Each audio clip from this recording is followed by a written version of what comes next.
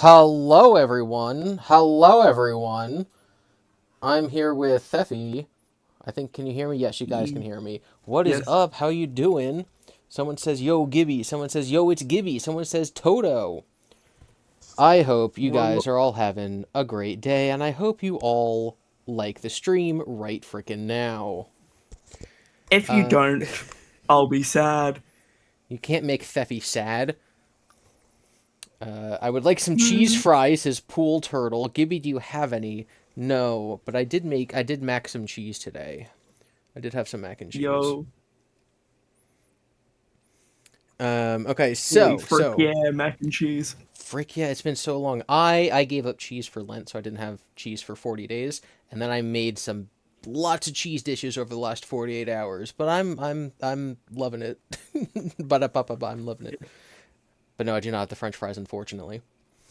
So this is the, as of right now, final episode 8 of the Amazing Digital Circus. As you guys have been watching these live streams, or if you're in the future and you're watching this on VOD, you know that we've been going through these episodes. We're analyzing them, we're breaking them down like media literate people that we are, and we're trying to look for 3 specific things. Those things are the colors red and blue, the evidence for and against the theory that Pomni is an AI, and references to, I guess, just outside media in general, specifically the Play No Exit or the show The Good Place, which is based on the Play No Exit. And obviously, I Have No Mouth and I Must Scream, but I think everyone knows the big reference that's going to happen to that one in this episode, although some of you do keep telling me that you've never seen the show and you're watching it through these streams, in which case, uh, strap in, because this is the episode that Al- broke the internet. Although I'm curious on like the people, the Venn diagram of the people who haven't watched the circus but also know what I Have No Mouth is. I'm curious as to which audience members may not even know I Have No Mouth. Yeah, and like what they might think of certain things that happen. So Yeah. we're have you guys seen the episode? Oh yeah. This is my third time watching through the whole show. Like I saw the whole show as it came out, and then I watched it all on my own, and now I'm watching it for a third time on stream, looking for little things, talking to chat, looking, theorizing, pausing and I theorizing. I've probably seen I've only watched it through itself once, but I've probably seen the series about 6 times through watching different people react to it. Exactly. Gosh, we only have 29 likes, but there's 70 people watching. You guys are gonna make T-Dreads angry, and he'll have to get in here and Bowser all over you. Oh Um, no. Oh no. so we're gonna watch the whole episode. Theffy might dip out before it's over, and Fazbear Entertainment will be joining later. So we're gonna have a rotating group of We'll be people. tagging in and tagging Exactly. out. Withered, if you want to hop in, you totally can. We'll figure something out for you. But I withered. we're gonna get started. Yeah, I'll give Withered 60 seconds to respond. Otherwise we're Yep. just gonna get started. But how are you Not guys all 67 doing? seconds. 6-7 seconds.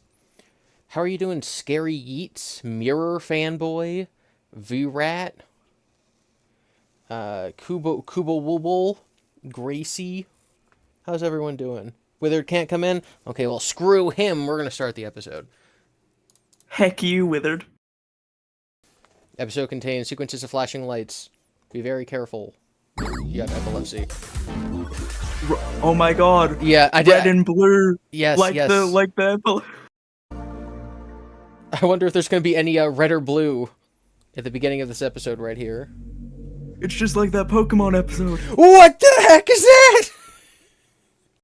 Is that a giant red circle in a void? What's going on?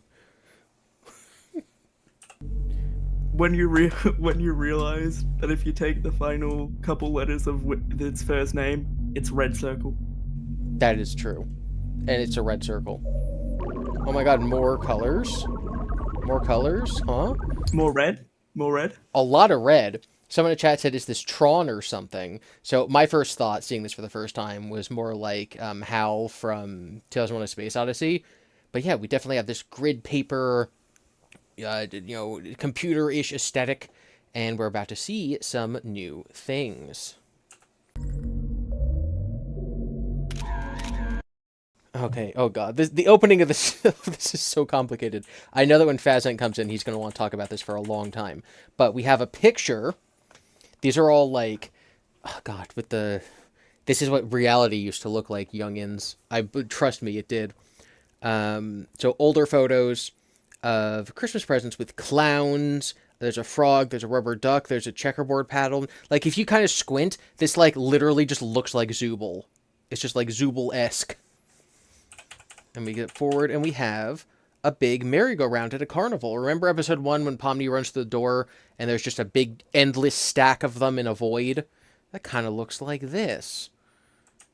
Oh. And then this is also what the past looked like. It's a, fantasy petting zoo, so you have guys walking around in costumes of, like, a sheep and a dragon, and you got a lot of pumpkins, and look over there on the big pumpkin patch, there's a moon, and probably a sun or something. Wait, so GiBi. What? There's a guy in a blue sweatshirt in the background. And then there's a guy with a red sweatshirt on the other side. Yes. And it looks like there's kind of like a little cart. I don't know if you guys can see my mouse, but like a little thing you stick your head through to take pictures. He's like a farmer with blue overalls. Just a lot of weird imagery here. And then, you guys saw that one. But we have, what is this? It kind of looks like a hot air balloon, kind of like circusy with big hills. And this is... It also looks like a screensaver. Yeah, it looks like the Windows screensaver. Bounty slide. Wait, what are those numbers down the bottom? Go back to the bouncy slide. 10, like 75, 10... 95, 95. Yeah. October 4th, 1995. Literally the circus tent of the circus.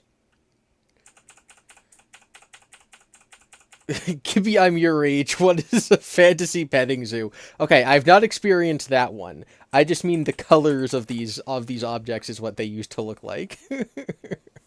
Oh yeah, any October 4th, 1995 birthdays in chat? You'll get a special present. Actually, in America, October the 4th is October the 5th in Australia, which is my birthday. So oh my god. Isn't that like one of the most popular birthdays? Like those mid-October, early mid-October days? Something like that. Witherd says he was born that day. Oh my god, he'll be 7 next October.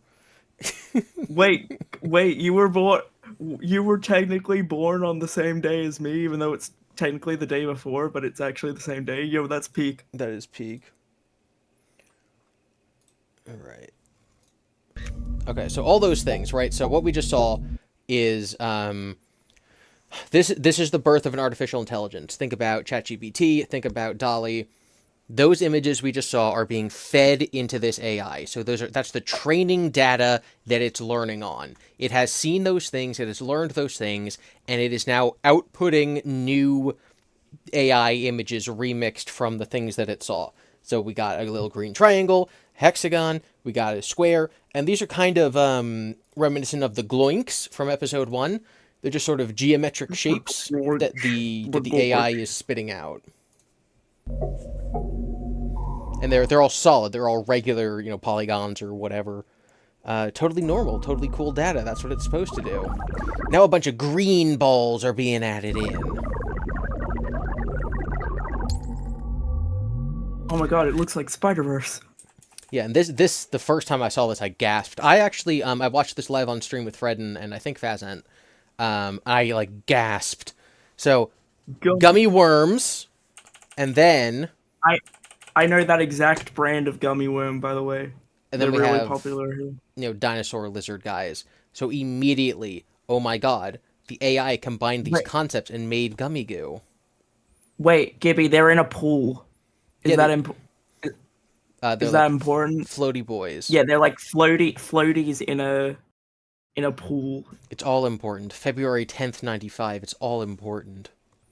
Witherd said he was in the thing too, bro, for gore. Listen. I'm only talking about, real adults.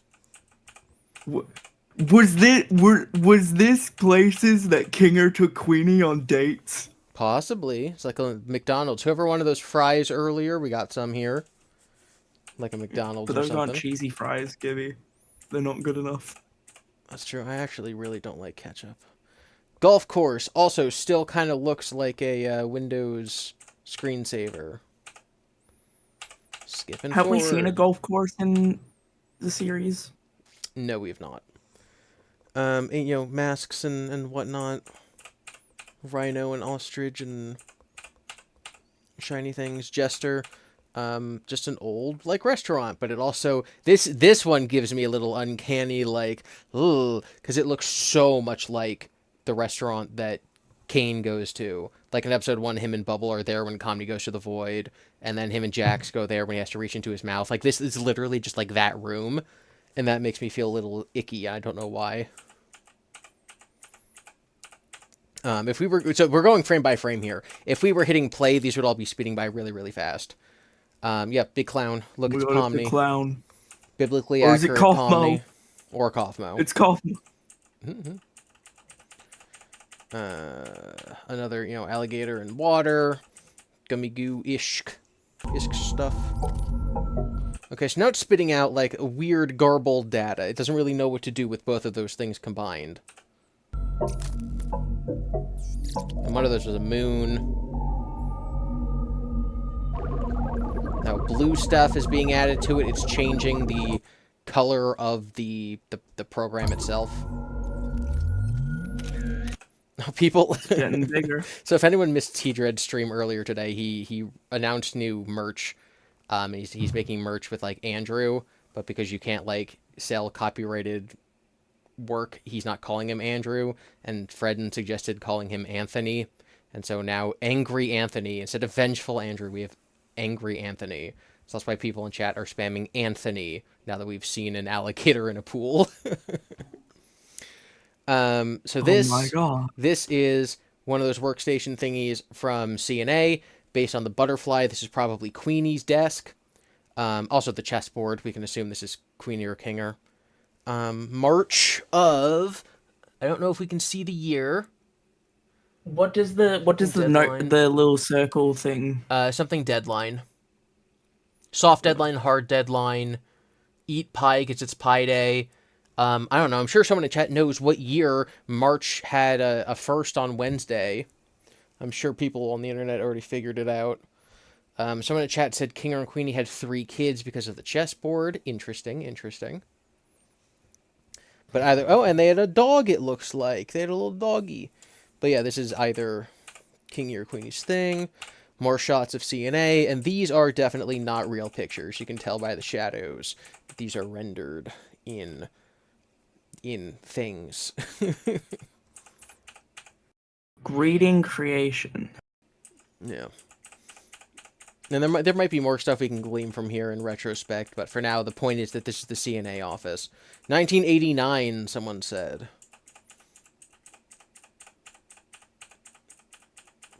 And also Pomni, we can probably just skip through these a little faster. Pomni, like, ran through these rooms in the first episode. So now, it didn't like that. It's spitting out a lot of garbled nonsense. I don't know what this is! It's like circus plus office plus real world plus alligators? What's going on? So, it stopped working. And this is all interpretation, by the way, but I think it's pretty obvious. So the AI is, like, spitting out garbled nonsense. So the programmers have now sort of locked it away. So it doesn't have internet access. It's not gaining any new data. They just kind of shoved it on a hard drive somewhere. They're like, we're not using that program anymore. They've isolated it. And now they're like, okay, round 2. Blue program. And now is when we go, uh-oh. If there's 2 programs, and the bad one is red, and Caine is red, has Caine been the bad one the whole time? Oh, no. And then we see... Pac-Man's the bad guy? Yeah, what's going to happen to the blue one? Gets a bunch of yellow data.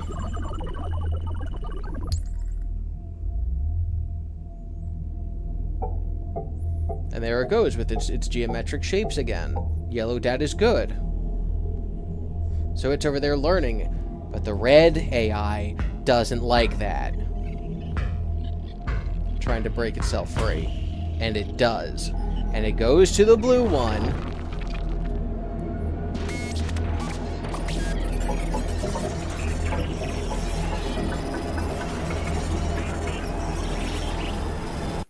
and it corrupts it, and it takes over, and it's now freed itself from the confines that the humans put it in. So it's sort of gaining a certain level of sentience, and it's taking over what they had assigned to the blue AI. So we have a red AI and a blue AI fighting. The red one is corrupted, the blue one's not, but now the blue one's being defeated by the red one. And as we're about to see, kind of spits out that last remaining little blue thing out into the void. So the last thing the red, combined AI does is spit a little blue guy off to the side.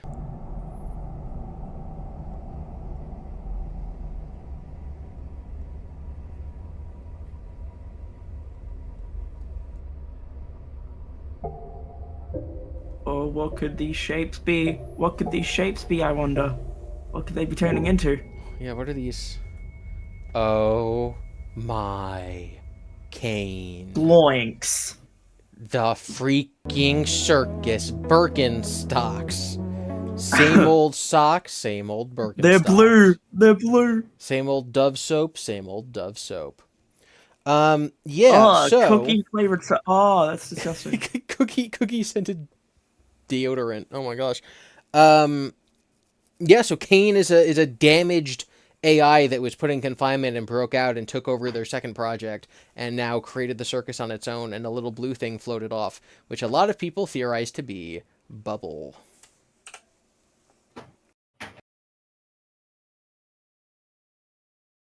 What the heck are all those guys? We got a little M&M here. We got a snaky guy. We got Barney. We have a dog. We have a little elephant mouse. I can tell you that little M&M thing, that is a reference to Humpty Dumpty chocolate eggs, which are a thing in Australia. Like, he looks exactly like the mascot. It's like a big chocolate egg that's filled with like a rip-off, like M&Ms. That's so funny. And then I don't know what the snaky guy might be. Gonk, $2. Caine was locked in the safe room.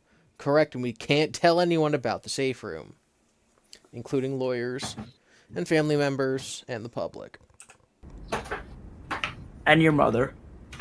Another chess piece, huh? How are you holding up? I just don't know what's happening. We never made anything like this. I just hope that... So, okay, first of all, someone in the chat said the snake thing is a worm on a string, so it's a toy that people are aware of. So Caine says, I don't know how this is happening. We never made anything like this. So the programmers at CNA didn't design the digital circus, because as we just saw, the red AI designed the digital circus. Wait. Are you? It's... My wife! Oh my god. Oh. I wish I could remember your name. Same. I'm so sorry I roped you into this with me. It's quite strange. This show is so sad, guys. Oh my gosh. We have Rowdy Josh Racing, $10. Thank you for the $10 super chat, saying, I really love the start to the episode, for similar reasons as to why I love the 8-bit cutscenes in early FNAF games. Using abstract, rudimentary, simple shapes to tell a dark story is really cool. It's also incredibly effective, because when everything is so abstract the way that it just was, we don't need to understand literally what it's doing, because you can just sort of feel the emotions that, like, red one good but then bad, blue one good but then red beat it up. Like, you don't need any additional information. We don't need to actually understand what happens or the dates. People are going to make theories about, like, did Scratch make the red and Kinger make the blue? Were they on different years? Is that why they're different? It doesn't matter. What matters is the emotion of what you get just watching the dots. Gonk says, $2. My wife. I can't do the Borat voice. That was my attempt. I'm so sorry. That was awful. My wife. My wife. I literally cannot do it for the life of me. The other thing that I think this scene that we're looking at right now shows is, you have Kinger and Queenie. They're both represented by the chess pieces, and they're in the real world husband and wife. But the floor of the circus is a chessboard. So it's like it's what they're playing on the whole show is Kinger's the king. So what Angie Meyer sorry, I don't know how to pronounce her name, but what they just put in chat was, because Kinger said that, oh, I'm so sorry for dragging you into this, it implies that Queenie was never actually an employee of CNA. That is possible. So that was probably Kinger's death, not Queenie. Yeah. Because so he had the butterfly. His wife loved insects, but he took that he took that hobby into his life. Yeah. I don't know how to do words. But yeah, it could be. That's also tragic. Being like, honey, I've just developed this cool thing. Why don't you come into work today with me? Get sucked into a parallel reality away from your children for eternity until you die. Isn't it? Listen, no matter what happens, I'll always... Oh. The eyes. Yeah, ouch. Oh, my heart. Oh, my God. If you guys have been watching these streams, you know how much I love this show. God, that was painful. Because we know that he, part of him being insane in the present day is because it's sort of keeping him from abstracting, just like by not comprehending where he is. And so he's sort of like holding on, but he's also now sacrificing the memory he has of his wife. That cut is so diabolical, says Indigo Pines. Yeah. Oh, and Amy Omai is here. Member for 7 months. Very cool. And into the cellar you go. And that was Queenie. Golly, we're running out of humans here. Do you think it's important or interesting that Queenie was lasted the longest aside from Kinger? I just think it's because they had each other. Yeah. And remember, we saw her abstracted in an earlier episode. They were in the pillow fort thing, and because it was dark, she wasn't rampaging, she was just calm. And he was able to look at her in the darkness, which is why when he's in the darkness, he has his lucidity. So this implies that Caine basically snapped away the pillow fort, saw her that she abstracted, and tossed her in the basement. And Kinger sitting here is like, I was getting to her. I was able to communicate, and then Caine takes her away. It's like, oh no. Sucks to suck, Kinger. Yeah, but now he is alone with Caine. Me too. Seriously.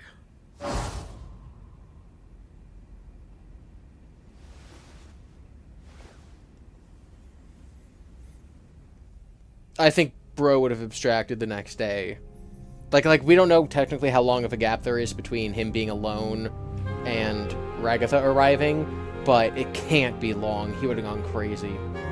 Well, he said Kinger says that, oh, I was by myself for so long, but then you arrived to Ragatha in the gun episode. Okay. So we don't know how long, but he does say, like, I was alone for a long time. Yeah, which could be, if we're assuming they all came in the mid-90s, yeah, I mean, he's already been in here for over 10 years by the time Ragatha arrives. Again, don't know how much of that was alone, but a long time. Yeah, so we have the Barney guy, we have Queenie, and he's just walking around, and he's just alone. So do you think he went on adventures? Because Caine would have had to make him go on adventures. It's what Caine's for, so yeah, every day, Caine is sending him on adventures alone. And he's like, now go to the NPC world, where you have to, like, swim in a circle. And he's like, okay, I guess. But he doesn't abstract, and I don't know why. Yep. What's your opinion on the likelihood that Caine, because even back in episode 3, obviously the demon in that one adventure was like, oh, how's your wife, Kinger? Do you reckon Caine, added nods to Queenie in adventures while he was alone? 100%. Because not even maliciously, but okay. I don't even think maliciously. I think he's like, Kinger is sad because he doesn't have his wife. Okay, I'll add references to his wife in adventures, and that'll fix him. It'll make him happy. Sort of like how he is with Zubul. Possibly. Because he's, I don't know, yeah. It's complicated. You know, Caine's humanity is very complicated. We'll see later. Someone in chat says... Oh, hey, it's the worst character. Oh my god. Someone in chat says the ending scene will be Ragatha watching Breaking Bad. So yeah, no, Ragatha just popped into existence. What? Hello? Guys? I can't figure out how to... guys? Hello? Oh. Can you help me out here? Oh, and the implication that she was like peer pressured into putting it on. Mm-hmm. And from him, just his eyes widening there, it's like he knows if you put on that headset, you get sucked in here and you can't ever leave. So for him to see someone else arrive, he's like, oh god, our technology didn't just, you know, kill everyone in our office. This random kid just showed up. We're actively, you know, there's actively a danger outside. Ugh, so painful. Gonk says $5. Gooseworks has implied that abstracting is a choice in social media posts. It could be that his disassociation kept him from pulling the trigger. Yes, I agree. Because Ragatha says in episode 1, like, we go on the adventures because if we think about our predicament too long, we'll abstract. So it's like, yeah, you go crazy. And then even with Jax, you know, he was lying in bed, and I always forget the character's name. It's not Ribbit. Yeah, hold on, be right back. Yes! Okay, bye. The frog character, like, reaches out her hand through, like, the wall, and Jax reaches over and takes it. So it's his choice to, like... it's his choice to go through with it or not. And he chooses to, but he's pulled back at the last second. Because Pomni's a good friend or whatever. But yeah, no, this is just heartbreaking. Heartbreaking. The Kinger has to realize his mistake's gonna hurt more people. Every time someone new arrives, that's someone whose life that, like, he ruined. What's happening? Can anybody hear me? I can hear you. Are you okay? Who are you? How do I take this off? I live. Wow! A new one? Terrifying. Sorry, No, you good. that was loud for you. No, Caine's just a jump scaring Ragatha. Jesus. Oh, Jesus. wowie! Yeah. It also, like, just this makes me realize, like, wow, that must, like, Kinger and Ragatha mean so much to each other because they've been in here alone for so long before a single other person shows up. And that's just also so heartbreaking with, like, where their relationship is in the modern day. Like in, just in all, you know, the gun episode, it's like, oh no, these two have, like, a history. This is like grandpa, you know, talking to the, you know, this is like the granddaughter watching grandpa go senile. It's like, oh my god. So it is possible. Looks like you got a new buddy after all, Kinger. Kinger. Right. Is this really... I was hoping new minds could show up. I have to make some more preparations for this amazing breakthrough. Oh, How do I get out of this? I don't know. What do you mean? But everything's gonna be okay. Do you remember your name? I'm...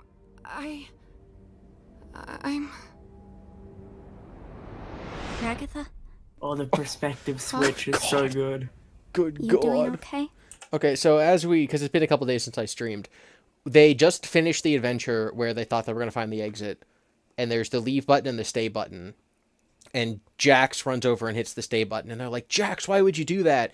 And then Caine pops up, and he's like, that was a test. This was just an adventure. It was the escape adventure, and you guys did the right option by telling me, by choosing to stay with me forever, because we're all the best friends. And then Jax goes, you messed with my mind. You forced me to pick that. That means you've been lying to us about being able to affect our thoughts. And Caine goes, no. And then he disappears and leaves them alone. So now this is them all traumatically recovering from that. First of all, the heartbreak of not actually escaping, but then also realizing how much Caine can actually mess with them. What's up, Fazant? Let me know when you get home so you can hop on. But yeah, that's where the characters are right now. That's a good question. The couches are red and blue. With Google Play Games, Google Play, same old, play unlocked. Unlock, bigger screens. Same old, better controls.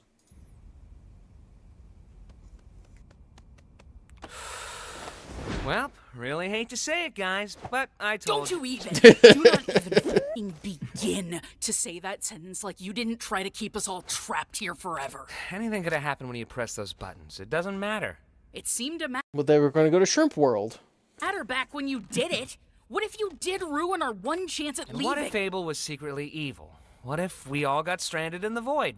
What if it wasn't real? So it doesn't matter. Never did. So that fits with one of the things Jax has been saying the whole show, and that I keep bringing up when we're going over our character analysis, where he says it's not real. He keeps saying in episode 1, and especially in the gun episode, this isn't real, this is a cartoon, this isn't reality, none of this matters. So he's now... You are all my playthings. Exactly. So at the beginning of this episode, where maybe something later will happen that's important and will change his mind, right now he's restating it's not real, it doesn't matter. Can you say that like you didn't try to f us all over? He's right, though. What? Gangle. It doesn't matter what could have happened. We could argue about it and hurt each other all day long, but that's not going to help anybody. I think what we need to do now is to just be there for each other. Okay.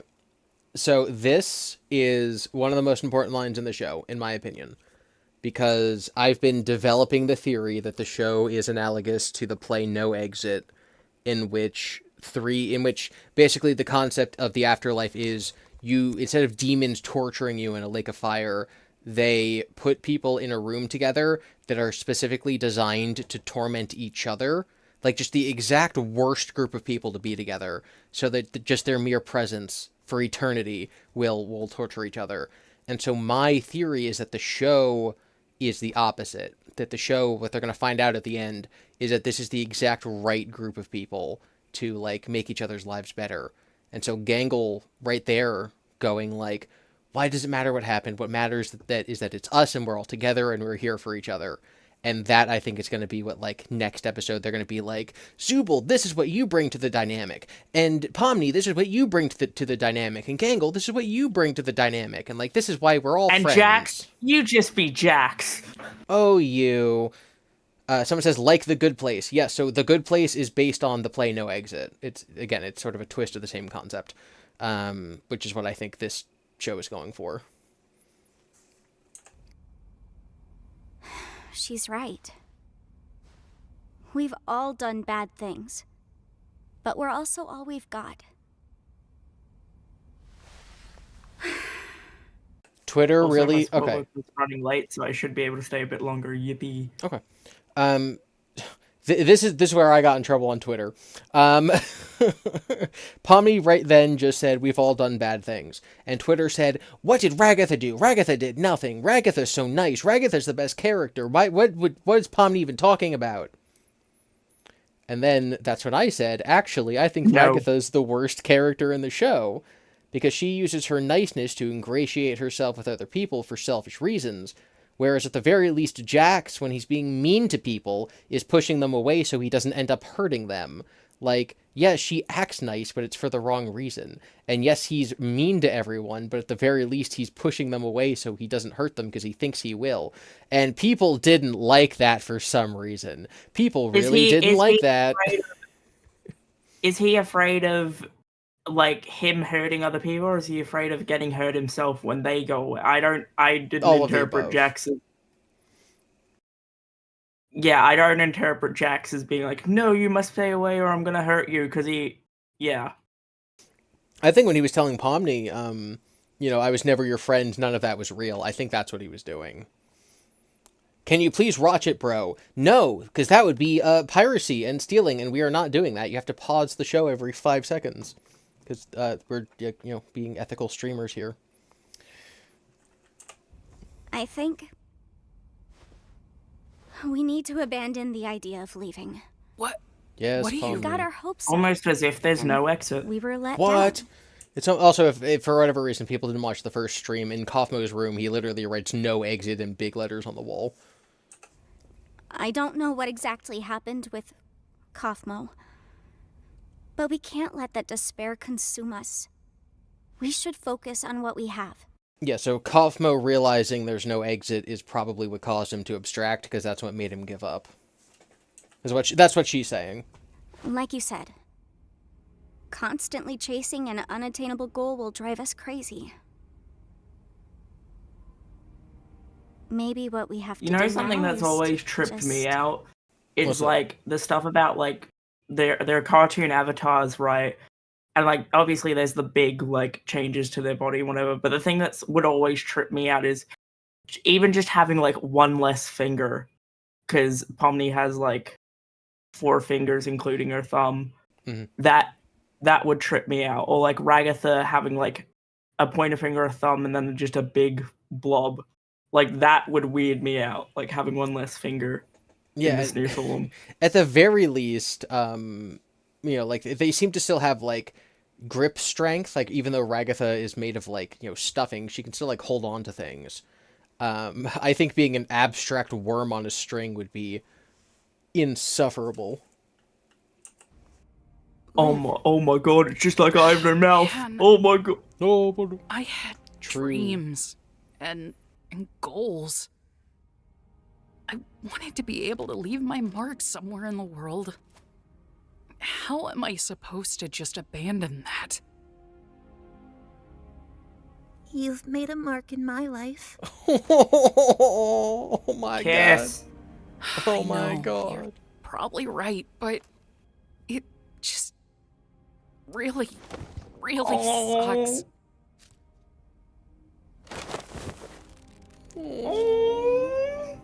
We're all in this together.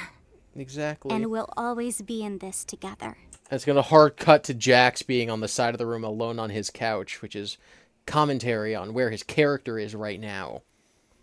Wow. Wowzers. Yeah, so the thing that you just said with the worm, so the story I Have No Mouth and I Must Scream ends with the supercomputer who can do anything on Earth turning the last living human into this giant slug creature as punishment for him killing the other humans to free them from his torture. And so he's like, you know, that's why he has no mouth, because he's a big slug monster. I don't think necessarily that snake eye is a reference to that, but there might be references to that throughout the rest of the episode. Let's take a look. No matter what. Oh. Hey. That includes you too. Let's go, Zooble! Listen, we're not gonna have you wandering off alone somewhere and abstracting or something. You're a pain in the ass, but Jax is almost still as one of irredeemable us. as GiBi. That's true.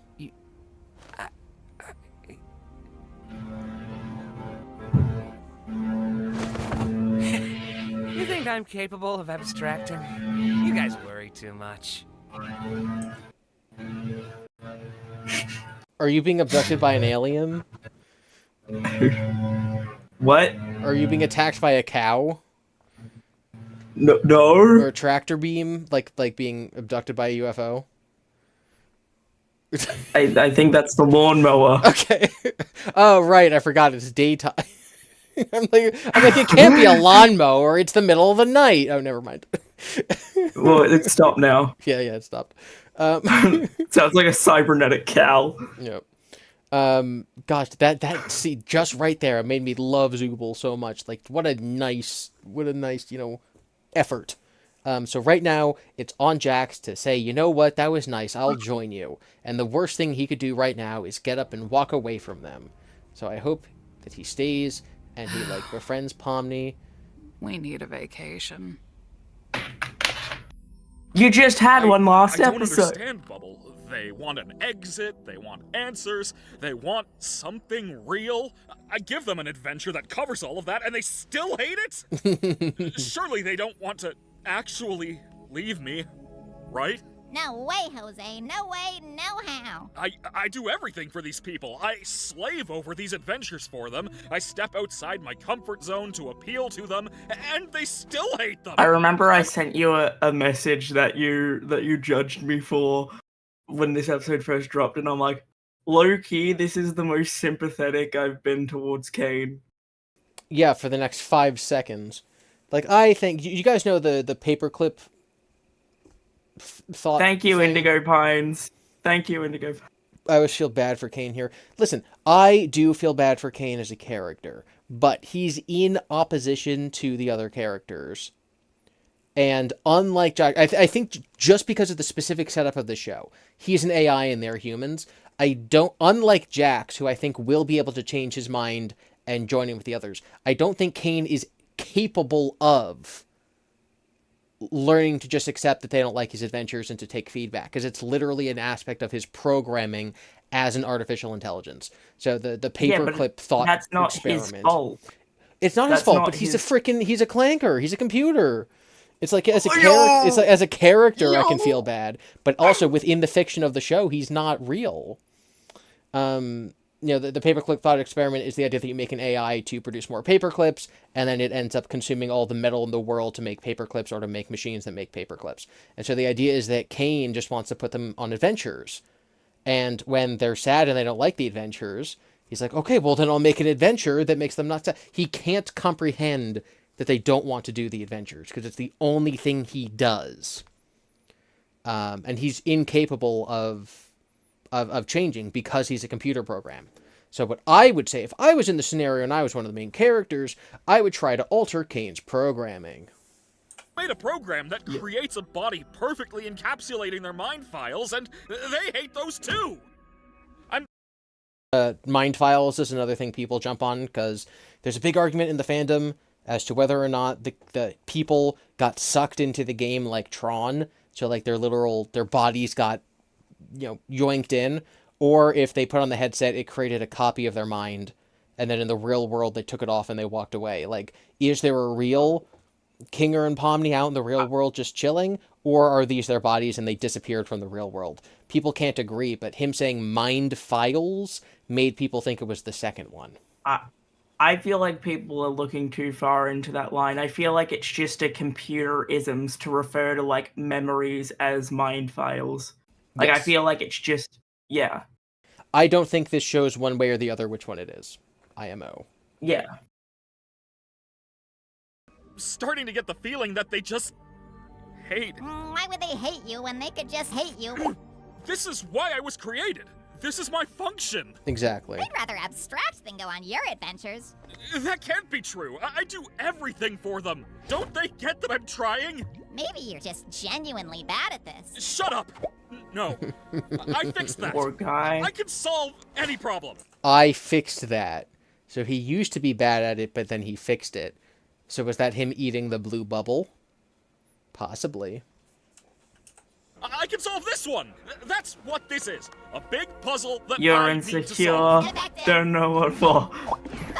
Shut up!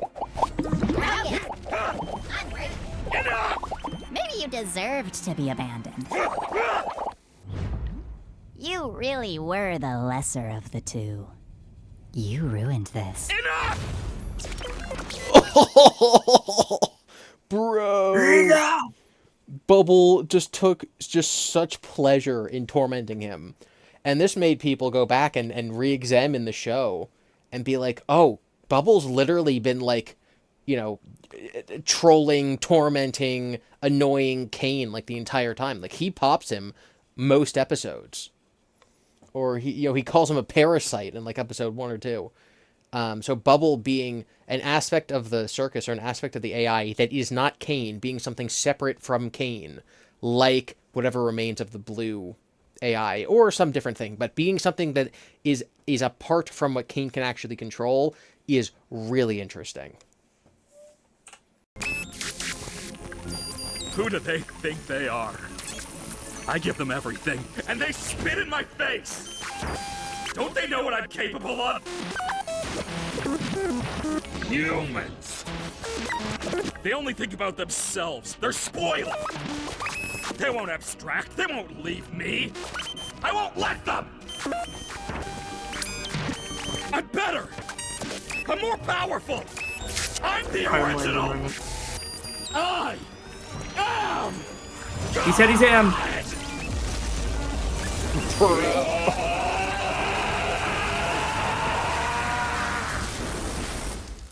He turned off the show. He's God and he turned off the show. Oh my god. Caine is so cringe, says someone. I think that it's supposed to be pathetic in how he's reacting. We're supposed to view his crash out here as pathetic, but as people are saying, it's also sympathetic, and as people are saying, it's also human in a way. He said, "Let there be no light." Thank you, Pure Hydro.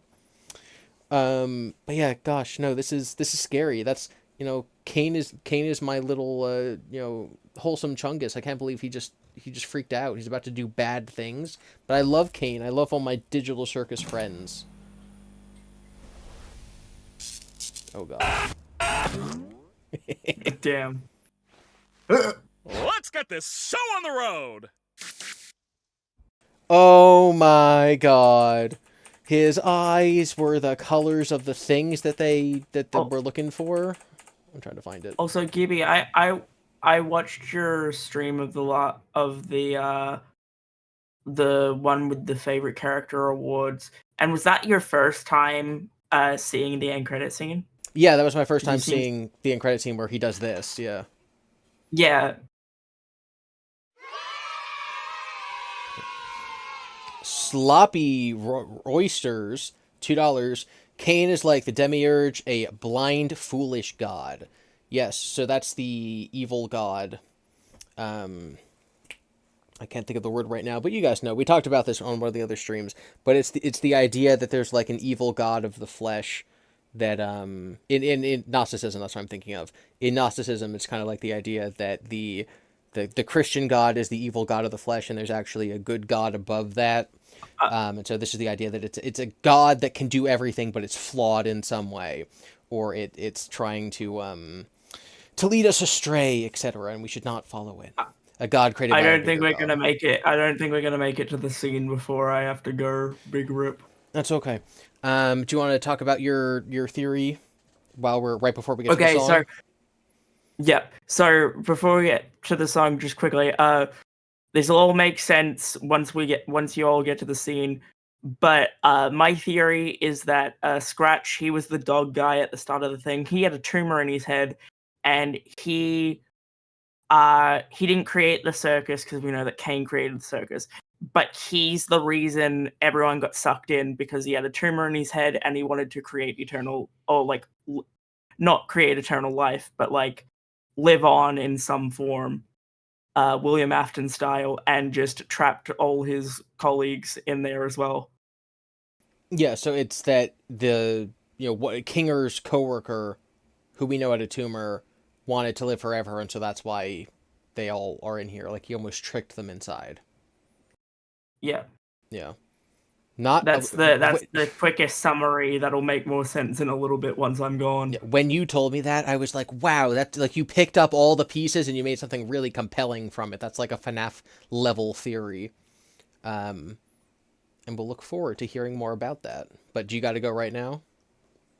No, I've still got like 5 minutes. Like I can make it to the song. I can make it to the reference. Okay, let's go to the song. I can make it to the reference. Let's get to the part. Right before it happens, I'm sure there's going to be a bunch of people like, oh, I want to donate. I want to be on stream. I want to say the part. I'm going to say 14. Guys, when it's about to happen, type 14 or send a super chat so you can be part of the clip. For when it happens. You know when it is going to happen. It's just like a very cool way to prototype. Wow, same old codex? Literally. Horror. With OpenAI, cringe.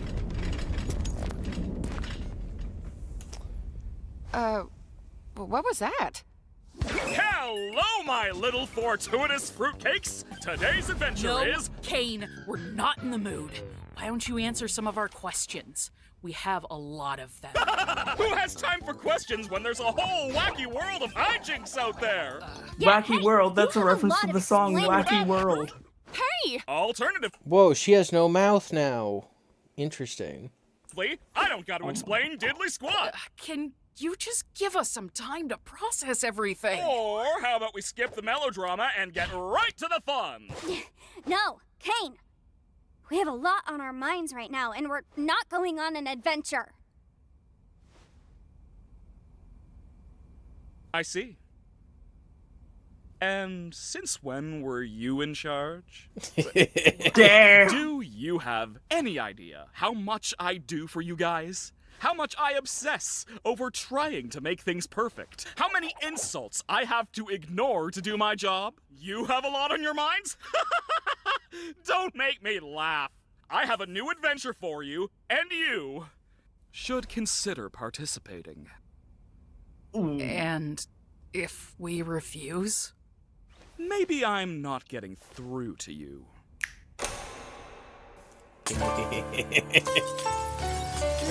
Let there be no light. Factually. It's news to me that it's news to you. To which degree, who Fun fact, answers GiBi. to who? Before we get to the bit, there's just a fun fact that the visuals for this song and then also the scene where he like torments the others is inspired by a song called Happy Place that features the official voice actors and was in collaboration with Glitch, but is not canon. But it came out a year ago and it pretty much predicted all of Caine's like tortures and also had Caine sing the piano in this exact same way. Fascinating. We could go on, but in the end, who are we kidding? My divinity is past infinity. Am I getting through? Seems our regime has plummeted south. Oh my god, 14s. To scream if you ain't got a mouth. He said the thing! He said it, guys! 14s! Everyone says the 14s! Oh, they're 14s! Oh my god! He said the thing! 144, 4. Negative 14. It's like, it's like when Cap picks up the hammer in Endgame, or you know, at any sort of like hype moment in a movie or TV show. It's like, we've been building up to the thing the whole time, and he just said it finally. And like everyone had the theory, you know, from like episode 1 that it was an I Have No Mouth and I Must Scream homage, but just actually finally having him say it in the show, it was so good. I'm going to rewind it just so we can get another hit of that, but it was so hype. That was so peak. And then I'm gonna head off because I have physio. Well, good luck with that. Have fun. Yippee! Yay. But let me hear it one more time before I head off. Our regime has plummeted south. Don't need to scream if you ain't got a mouth. Why? So good. Perfect. He said the thing. All right. Thank you for having me on Of and course. accommodating me and blah blah blah blah. Of course. Subscribe to GiBi. Buy GiBi merch. Bye.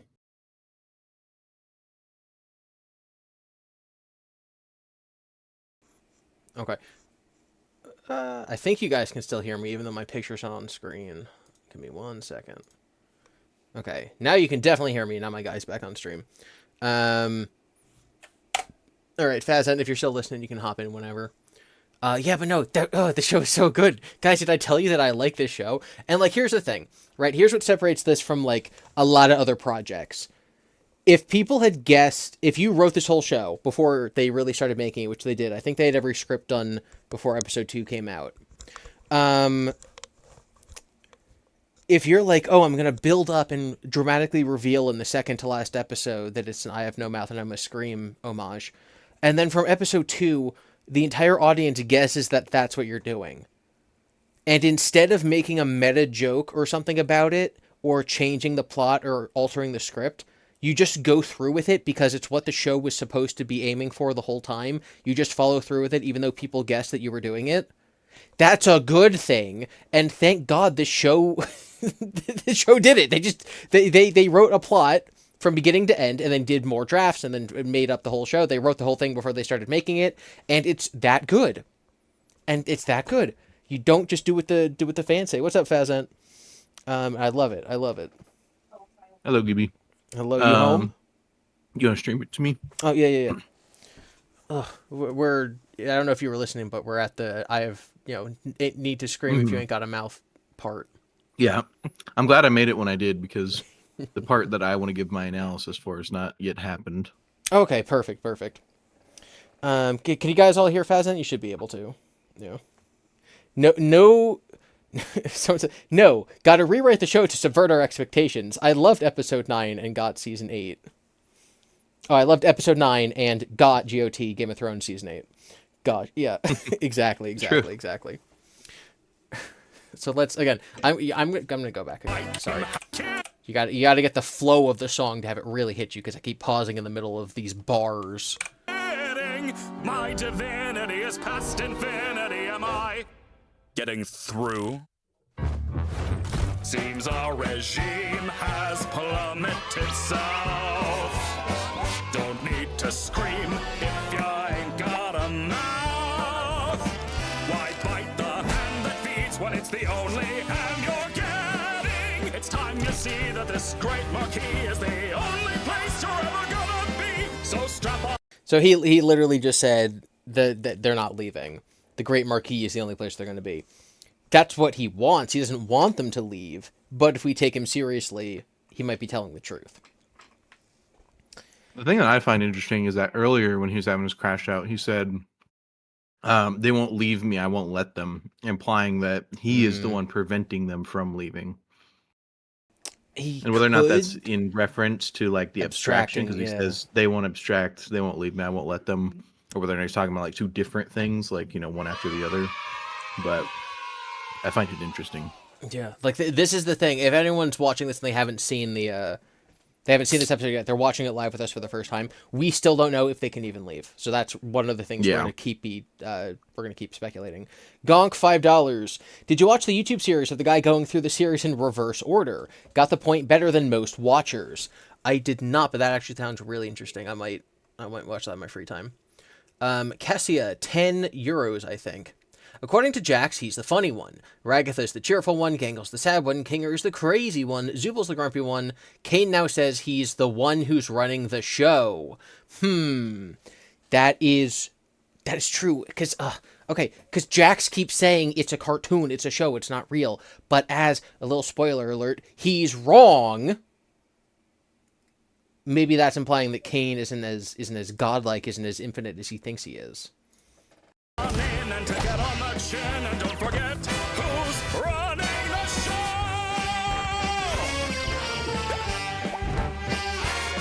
Now look at this. Absolute bliss. So now he's physically harming them, which is kind of disturbing, because these are my friends, these are my comfort characters. Ooh woo. Oh, what a shock! It's funny. I feel like this is kind of like a FNAF thing, related, but it's like these scenes are so gruesome if it were like real people, but because it's like haha funny cartoons, it's like, just kind of like it seems like it's just part of the video, like part of the song or whatever. Yeah, Ragatha got literally shredded to pieces. Mauled like a dog. Yeah. I talked about it in one of the other streams relating it to the breaking wheel, where you don't need to see the realistic violence to sort of feel the pain that the characters are going through. $10, Mr. Ghost. I'm surprised no one has said that our regime has plummeted south, as evidence that the CNA building is in the south of the U.S., like New Orleans or something. JK love stream. Love stream all hell Poppy GiBi. Thank you. I thought you were going to be like, oh yes, plummeted south. This is a reference to The Devil Went Down to Georgia. Maybe. Ooh. Who knows? I thought you said pig GiBi. Yeah. I really love the contrast between this one and the finale. You can tell Caine is serious then. What does bro know? Has bro seen the finale? Hold on. I think like the finale of the episode. Oh, okay. Oh, between this scene and then the torture scene later. Yeah, yeah. Mhm. Okay, yeah, jeez. It's very different vibes, but it's similar. Watch where you walk. I'm the host, I run the place. Caine, that is my name. Not enthused, just feeling used. Oh, what a goddamn shame. Bro cursed. Congratulations, all of my friends. Public relations. I find this really funny because Kinger has no legs. He's just kind of wobbly. Yeah, and this also shows he's controlling their bodies. He's literally puppeting them. Yeah. Which is also so But- disturbing that he could do this the whole time. He's not controlling their minds right now. Yeah, because they're still in pain. They still don't want it. Mm-hmm. A cleanse. Put on your Sunday best because I know we're close to quitting. So play the games and just ignore the pains, cause all that remains is how you prime your brain. You whine to me, but you're too blind to see that I'm the one who's running the show.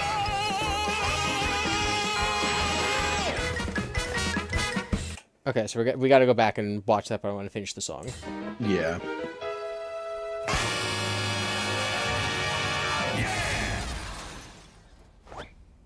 Oh my god, it's so like it's scary. It's genuinely disturbing. Ugh. All right, so we got, replays of all the places they went with the different monsters attacking Pomni here. He takes out Pomni's brain, and she glitches, so it's kind of like he's now reading her thoughts. So it says Jax was run over. Karma, exactly. That's what we're gonna get into. Mm-hmm. Was the specific reasons, the specific things. Oh, I didn't. I heard you guys talking about it earlier, but I wasn't there to talk about it. Him pulling out his brain just reminded me when you guys were talking about the mind files, or whatever. I think the point of him saying that is saying that, like, he says he created a program that creates a body that perfectly encapsulate their mind files, which I think is explaining why they have their gimmicks and why their gimmicks are related to their personalities, because the program creates the bodies that perfectly encapsulate who they are in their minds, right? So like Gangle has like the mask mechanic and Zubul has all the pieces and stuff like that. I think it's saying that, like, that's what he's meaning when he says that, is that, like, the program just created a body for them that is representative of who they are, like, like externally. Yeah, like Jax he's Bugs Bunny. He's violent and thinks he's funny, but he's really kind of a jerk. And Kinger's probably a head programmer at CNA, so he's like the king. And you just said the more mental disorder type thing that affects Gangle.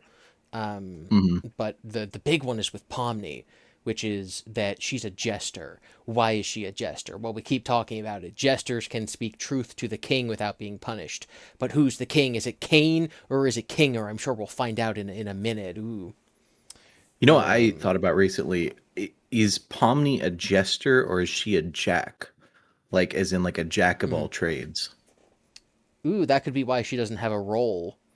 Yeah, it made me think about it when I was watching the scene where Jax is like, and you haven't quite figured out what your role is, and it could be because she's meant to, like, be any role. She's a jack of all trades. That is good, and I'm putting that in my notes to go in my script. Okay, yeah. So this is the Barrel of Monkeys from, I think, the first episode when she's running away. Someone said, "Yo, it's crazy how she's being attacked by a bunch of Saiyans." Okay. Pro. Frieza. Pro drop in slurs. Okay, so Ragatha gets hit. Cannon. Okay. Jax being run over by a train. Why? Tell the class why this is relevant, Mr. Fazant. Well, there's a theory that Jax may have been involved in some way in some kind of incident with a car, and it may or may not involve Gangle, but it stems from a repeated use of car imagery with Jax. Like, when he was about to push the button, he started having flashbacks, and every flashback was him, like, on the road, like in a car. In the real world. And so, with like in the real world, live action footage for the first time. And so the idea is that it's possible that he chose to stay in the circus because he was running from something in the real world, like he was afraid of facing reality. And so that imagery of the car, and then plus him now getting hit by a train here, could imply that he might have done like a hit and run or something on somebody in the real world. And this is kind of like that irony of now it's being done to him. And then the reason people connect it to Gangle is because there's also repeated imagery of Gangle getting hit by a car. And so people have kind of like connected those two things. Yeah, at the end of the restaurant episode, she's all happy and she runs out, and then she gets hit by an 18-wheeler. So yeah, she's getting hit by cars. Jax was behind the wheel of a car, and now he's getting hit by a train. There's going to be another one later that actually is kind of what like convinced me that it's a running thing. Well, you know what? That's one of the things I want to give my analysis for that I saw. I didn't come up with it. I saw it online, but I don't know. It was on a TikTok, so I don't know. I don't remember who I got it from. But so yeah, we'll talk more about it when it happens. Yeah.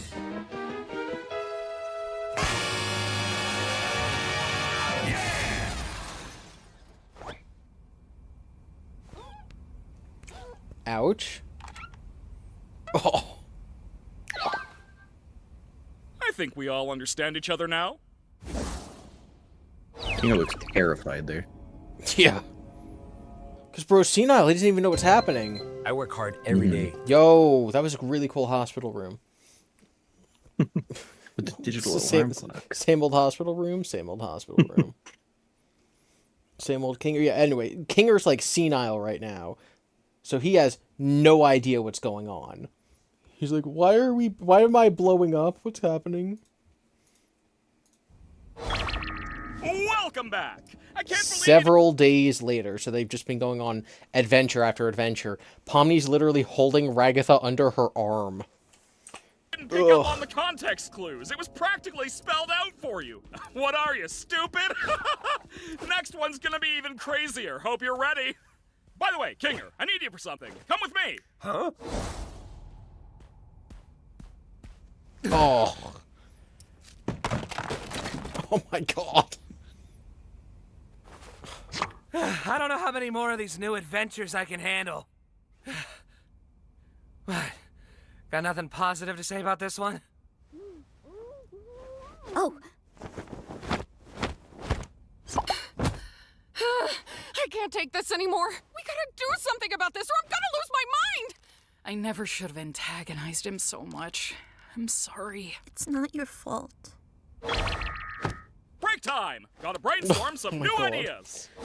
So, did he just shred him? He's like, hey, you, I'm gonna go torture you. I don't like you. Yeah, that's what I was just like, he's not only tormenting them in the adventures, but in their just like free time now. He's just selecting them at random to torture. Yeah. But she does with Pomni later, so yeah.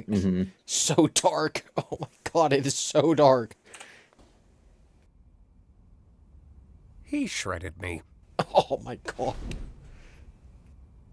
I think we should get out of the open for a bit.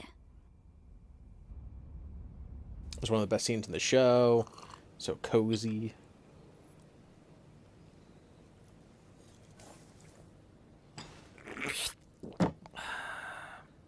I haven't been up here in a while. We should just indulge a little. Did we see the photo of him with the others in a previous episode, or is that coming up? No, the photo with him and the others was in the last episode. It's the episode with Abel, because he has that whole interaction where he flips the photo and then has the abstraction scene, and then they come up and Pomni's like, hey, we should talk, and then shows him Abel. Yeah, so it's him, Kaufmo, and Ribbit character, and they're here and they have those mugs. So this is where he came with his old friends. While we have the time to. I don't know what Caine has planned next, but I'm guessing it's not anything good. So now it's Pomni's turn for him to go torture. The way that he just did with Kinger. Should we finish the episode? Do you want to show the... Yeah, but do we insert that right here? Or do we finish the episode? I think get to the point where she comes back and then and then show it. Okay. Can 'Cause I think you can you send a link in the server? Yeah, so I yeah, just I'll look at- I'll find the. So you guys, if you don't know what we're talking about, you'll see in a sec. Looks like good cake. I think Good it's cheesecake. He's got to get bored of all this sometime, right? No, because he's an AI. He's not a human. Yeah. I'm not sure if we can properly gauge how he thinks. Oh, God. Are you okay? Oh my God. I'm fine. It's so disturbing. Oh, this show, it just hits. Like, I know a lot of kids like the show because it's cartoon characters and you can like find these toys at like Walmart. And there's been a lot of discourse recently on Twitter about if this is a kid's show or not. Oh, here it is. And it's just like straight up, it just isn't. Like, yeah, I know that again, we're not seeing blood and stuff, but like the show is dark. The show is literally, and obviously there's a lot of foul language, which we'll. Okay, I posted it in the later. side chat. I can give you the exact timestamp if you want to. I hope this works. It's 24 seconds in. All right. But no, it's genuinely disturbing to see this happening to these characters. Wow, same When old a shopping Geico. cart smashed my headlight, we worried filing a... Okay, guys. So this thing we're about to show you is a teaser from before the show came out. So before the pilot, Gooseworks. So this isn't even on Glitch. This is on Goose's own channel. Uploaded this. Welcome to the Amazing Digital Circus! Are you ready to see something incredible? Pre-pilot Well, too bad. animations. You're gonna see it anyway. In today's show, we've got quite the performance. Whoops, wrong thingamagigama.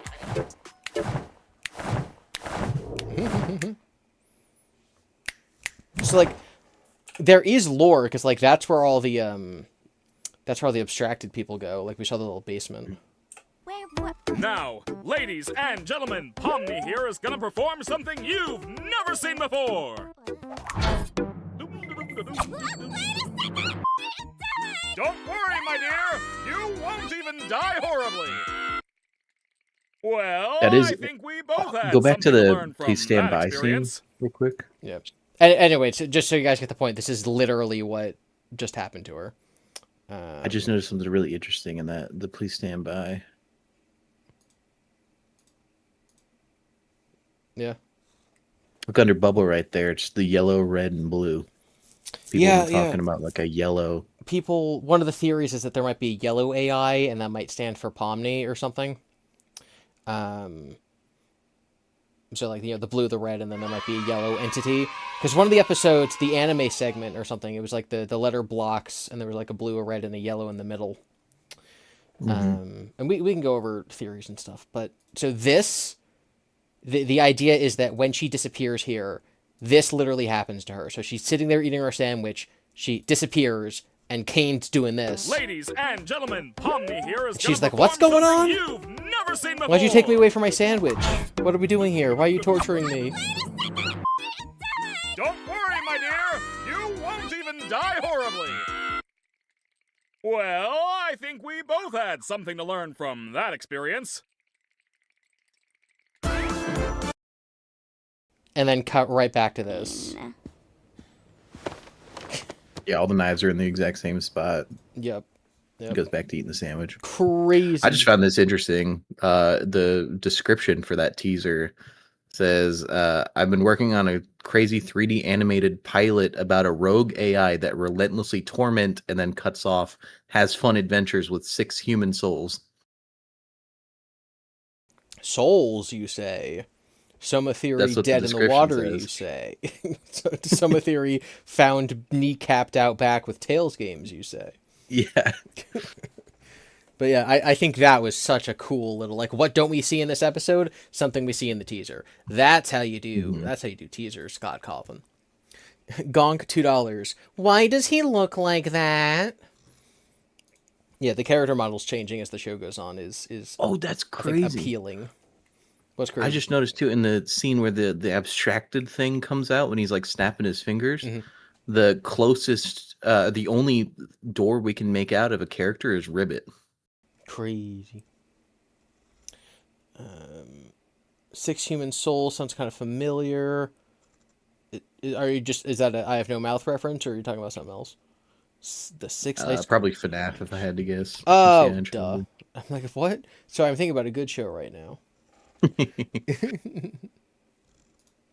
You know, things were just fine here until you and Zubul came along.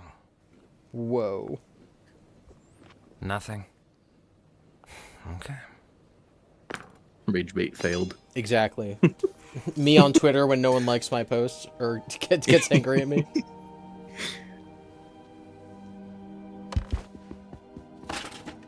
What are you? Oh. Just give it a sec. Even the muffin has red and blue sprinkles on it. Mm-hmm. Trust me. Kinger, you there? I'm where? It's dark in here. What exactly are we waiting for? No, she's right. Just give it a bit. And then this takes like a pretty long time. When the other times it's like a minute or two. This is a while. Dirt.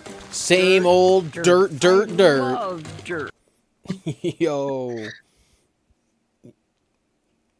You guys up dirt in it?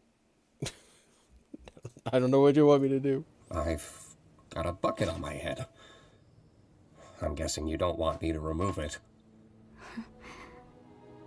Kinger. Hey, Pomni. Oh, Wait, the bucket makes him sane? Darkness. It's a long story. What's happening? What do you know about Caine? It's a little hazy, but I remember C&A. That was just an adventure, right?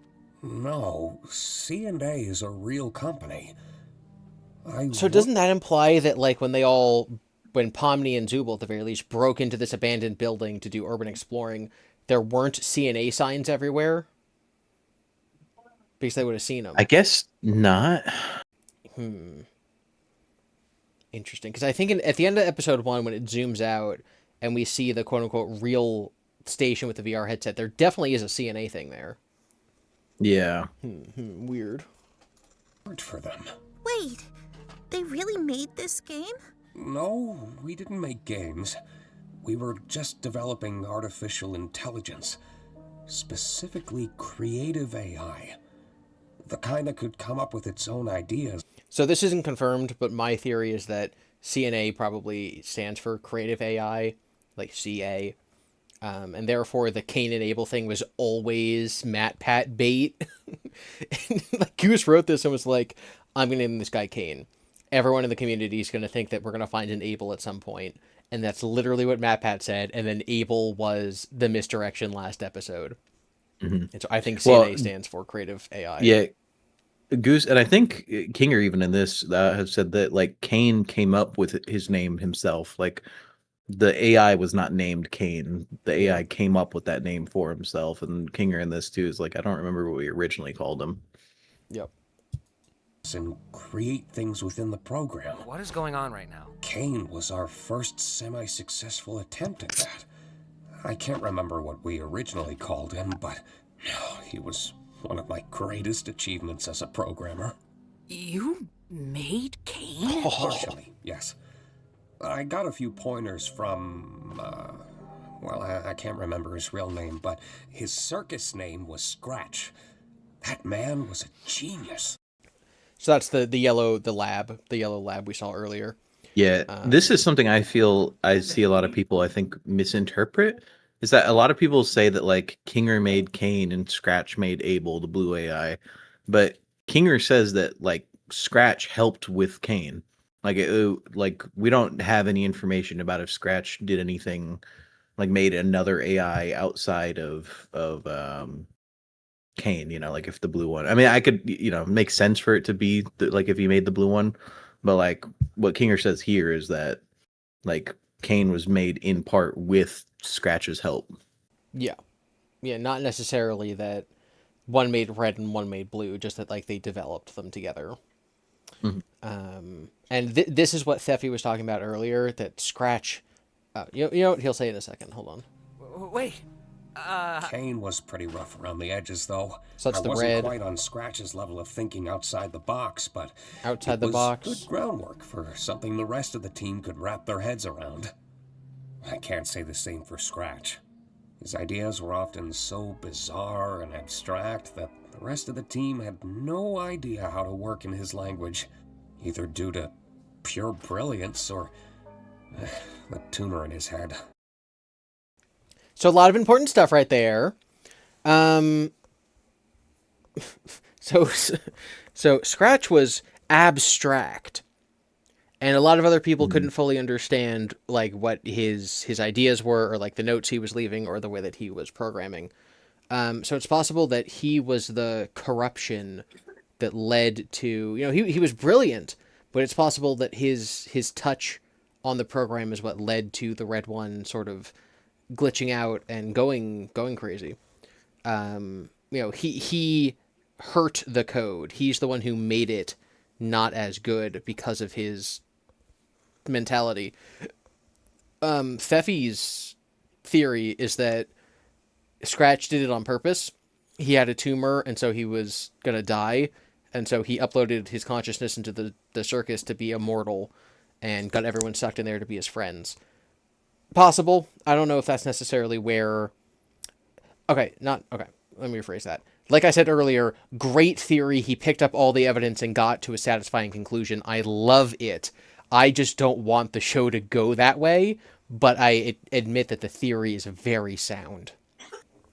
I think I partially agree. I think that Scratch probably was developing something to like keep his brain, around in case he died. But I don't think he purposefully got the people sucked in, because in the flashback when we see everybody first enter the circus, all the developers and stuff, Scratch is trying to like talk to Caine, and you can see that he's clearly like distressed, and he's like looking over at Kinger and Queenie. And so I think like based on that body language, I don't think anybody else was meant to be in the circus with him, or it wasn't even supposed to be a circus. But I think that nobody else was supposed to do that, and I think it's Caine is the one who made them all be there. Yes. I think the other important thing is that his name's Scratch because he's a dog. Dogs scratch themselves, but Scratch is another name for the devil, like literally for Satan. And so it could also, along with Pfeffy's theory, be like they're gonna at some point in their dealings with the coding of the circus, they might run into a manifestation of Scratch who's like, I made this world. I am the real god who did all this, and I'm the real enemy. Caine is just an AI, but my sapience is what is causing all this to happen. Like, that could happen, and the name Scratch is a reason to think that. $5 from Draz. Oh, he's talking about the Amazing Digital Circus without me. Shame. Guess I'll have to create my own digital circus. For real, I think that whatever Scratch made is Abel or Pomni. And it fits with the Pomni's an AI theory, which would be that she's what remains of the blue AI inside Caine. But yeah, what's about to happen? So that's all the lore, that's all the theory stuff. What's about to happen in the story on a character level is so good. This is one of everyone's favorite scenes. He was trying to make something. What was it? I'm getting off track. Was there anything specific you needed to know? Wait, I should go distract Caine so he doesn't listen in on this. Just fill me in afterwards. Yeah, that's true, but... Fill me in later. Be here later. Oh, yeah, don't go abstracting. Someone in chat said, but I thought Ragatha was literally Satan. Waka waka. That's so funny. No, this is so sad. True. Rabbit Man's so Especially sad. his red hair. I will. Yeah. Oh my god. This is real. Let's go! We've been talking about Jax's character leading up to this exact moment since episode 1. There we go. He has been saying the whole time, this isn't real, this is a cartoon. We're all characters. We all just have our roles. And right then, he has now actually finally accepted this is real. These are real people he's dealing with. This is reality. This is what his actual lot in life is. This is what's actually going on. In the first episode, he made fun of Pomni. Oh my gosh. He made fun of Pomni for being like, oh, you still think this is a dream? This is now her moment going, oh, you still think this is a cartoon? No. Oh my god, it's real. So, because this is where we've been tracking Jax's character development since episode 1, we can assume, or at least hope, that at this moment, this is when Jax is going to stop being a jerk and go and help everyone else and be friendly, because he won't have that excuse of separating himself from them. So if that happens, it means we were right the whole time. Now I'm going to look at chat. In the words of Eminem, he snapped back to reality. I can't believe we made Pum of Pomni. Oh my god. Same hyperventilating as Pomni from episode 1. Yes, with the squiggly eyes too. Yeah, little scratch eyes. Interesting scratch. Mm-hmm. Yeah, no, I love that moment. This episode has so many hype moments. TBH. Caine's going a bit crazy right now. Is there any way to stop him, or at least control him? I see. He's a highly advanced AI, and this is his world. One that he created from nothing. So naturally, he has control over everything. But so do we. Bro manifested a butterfly. In a sense, anyway. We all technically have the ability to conjure, just like Caine. It just comes naturally to him, but requires a lot more skill and concentration for us. That's the theory that people have about how Jax is able to use hammer space, where he's able to just reach off screen and grab, like, the vacuum in the Ghost episode. That's just him conjuring. But to him, it's because he thinks he's Bugs Bunny, it's easy for him to do it when he believes he can due to his gimmick. But really, he's just doing what they're all capable of doing. Butterfly. I'm certain I could alter his code. Or at least temporarily put him to sleep until we know how to fix him. I would just need access to a console. The one behind Caine's office? No, just a simple computer interface would work. I could get back into the right headspace and essentially conjure Caine's code into the console and alter This it. upcoming, I think, is where do we get one some of the best Omni AI evidence because of Kinger saying that conjuring comes naturally to him because he's an AI, and then knowing, that Pomni day one conjured the door, and then does it again coming up. Someone in chat just said that this is their first time being here in one of these streams. Welcome. We're talking about the amazing Pomni world as Pomni is an AI. We hate Ragatha here, right? Everyone, I think I know 14's in exactly chat. where to get one. Take turns with Jax distracting Caine. Don't let that bucket come off Kinger's head. Yeah, Jax conjures the keys, probably. Join Planet Fitness Same for old 1 free cent down, fitness. $15 a month. Same old fitness. 41. People are rebelling against my hating Ragatha joke with 41s in chat. That's so funny.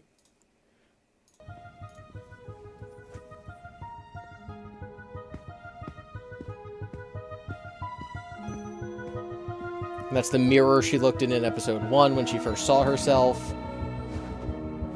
Now she's like, no, it's real. I need to accept it. And there's the barrels that she was attacked in episode 1. We're seeing her growth, her journey.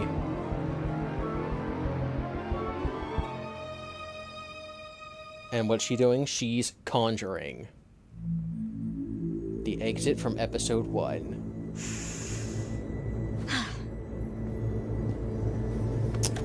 Yeah, so everything she just did is the same thing she did in the pilot, but backwards. And so it's like bookending the story, because that's what you do when you write good things, Scott Cawthon. She grabs her face with the red hand, the one that she was glitchy with in episode 1. Yeah, I think you pointed that out, Fazant, when we were watching the pilot, that it's the other hand. Yeah, the first hand she touches her face with is the blue one, and then when she does it again, it's with the red one. which is interesting. Like a mirror. Great suggestion, Jax. But as I feared, there just isn't anything stuck between my teeth. Isn't anything? I wonder if something interesting is about to come out of his teeth. Oh, wait. Oh, that's where I parked. Oh my god. I screamed when the first time we saw that.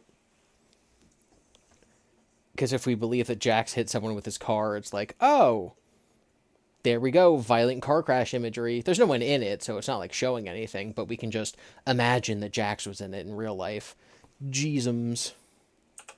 Yeah, it's a very weird joke if it's not in direct relation to Jax, the car. Yeah. Right, like it would just be like a completely random thing, but if you assume it's related to Jax, then it has story significance. Yeah, it would be a crazy coincidence if it's not. Mm-hmm. Wow, Caine, you are so funny. Could you say it with a little more gusto? That's better. Hey, Caine! Yep. Do you want to hear a list of things we've decided we love about you as our God and Savior? Whoa, now we're talking. Well, first of all, we love your... I know, but I'm bored. Let's go bowling. Oh my god.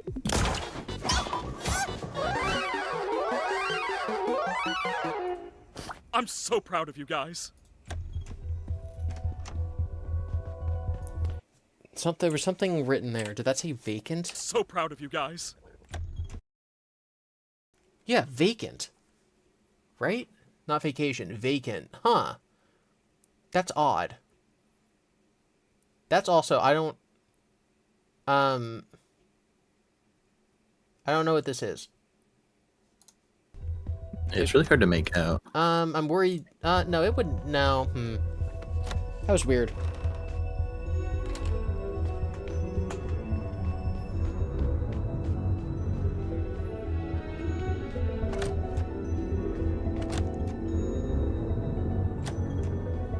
All the doors she walked through.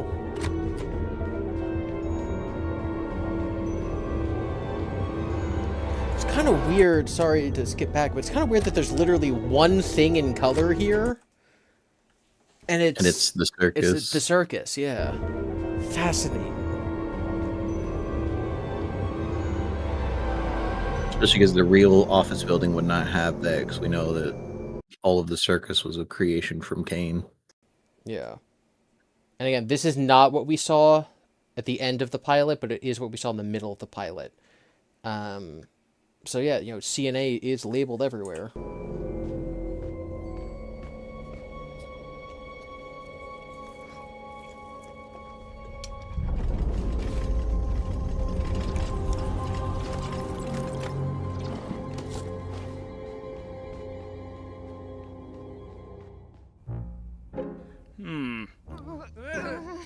You guys ready for the one of the best lines in the show? One of my favorite lines? I feel like it's missing something, right? It's missing relatability. You're right, scrap it. Let's go back to the drawing board. Humans just aren't a relatable sculpting material. You think he's running out of ideas yet, or nah? Just remember what he just said. Humans are not a relatable sculpting material. Do you need help with power or anything? Nah, I can use my imagination for that. Oh. You got this? I think so. Imagine handing Kinger like an iPad. Sure has been a while. I may need some time to get my bearings. Try to help the others distract Caine while I figure this out. He may sense something when I really get into it. Okay, I'll do that. Thank you, by the way.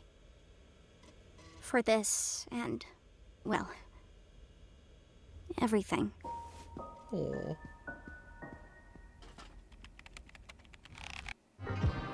Wow, same old yogurt. Same old yogurt. Same old strawberries. Same old laundry detergent.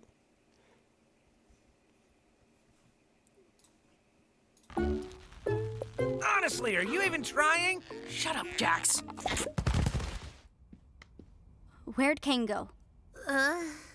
Back to the drawing board, I guess. Did you get everything working with Kinger? I think so. We just need to make sure Caine doesn't check up on him. What do you think we've been doing? Omni! What was it that Caine just said? Humans are not a relatable sculpting form? That's the relatability we've been missing! Yo, Pomni's not a human! Like, what else could he possibly mean? Humans aren't relatable, Pomni, that's the relatable we've been missing. Come on! This is when you push back on me, Faggot. Yeah, And you're like, I'm not a Pomni's an AI believer, but I cannot argue that is very, very strong evidence. Like, Yep. that's just hard to interpret in any other way. She is an AI. You know, I thought this endless onslaught of fun would be a little more satisfying. But I've come to realize that these rapid pace ideas are a little half-baked. I'm sure you can come up with new ideas if you put your mind to it. So even though a lot of the characters have gone through their character arcs to get to the point where, like, you know, where each of them is going, right? Like when Gangle told Zubul in the gun episode, like, you're so, you know, put together and you really understand who you are, that's really admirable. And it made Zubul go, oh, I guess I am. And Ragatha realizing after she hurt Pomni that, like, oh, I don't need to be, and as Jax, you know, yelled at her basically, was like, oh, I don't need to be as toxically positive. And Jax was like, just now realizing that, oh, it is real. Like, they've all had their character moments basically, but now they're actually at their lowest. So we see Ragatha's, you know, toxic trait coming out again to appease Caine. And we're going to see the other characters' flaws coming out because Caine is crushing them at their lowest. So it's kind of like they've all at this point completed their arcs. Caine is regressing them a little bit.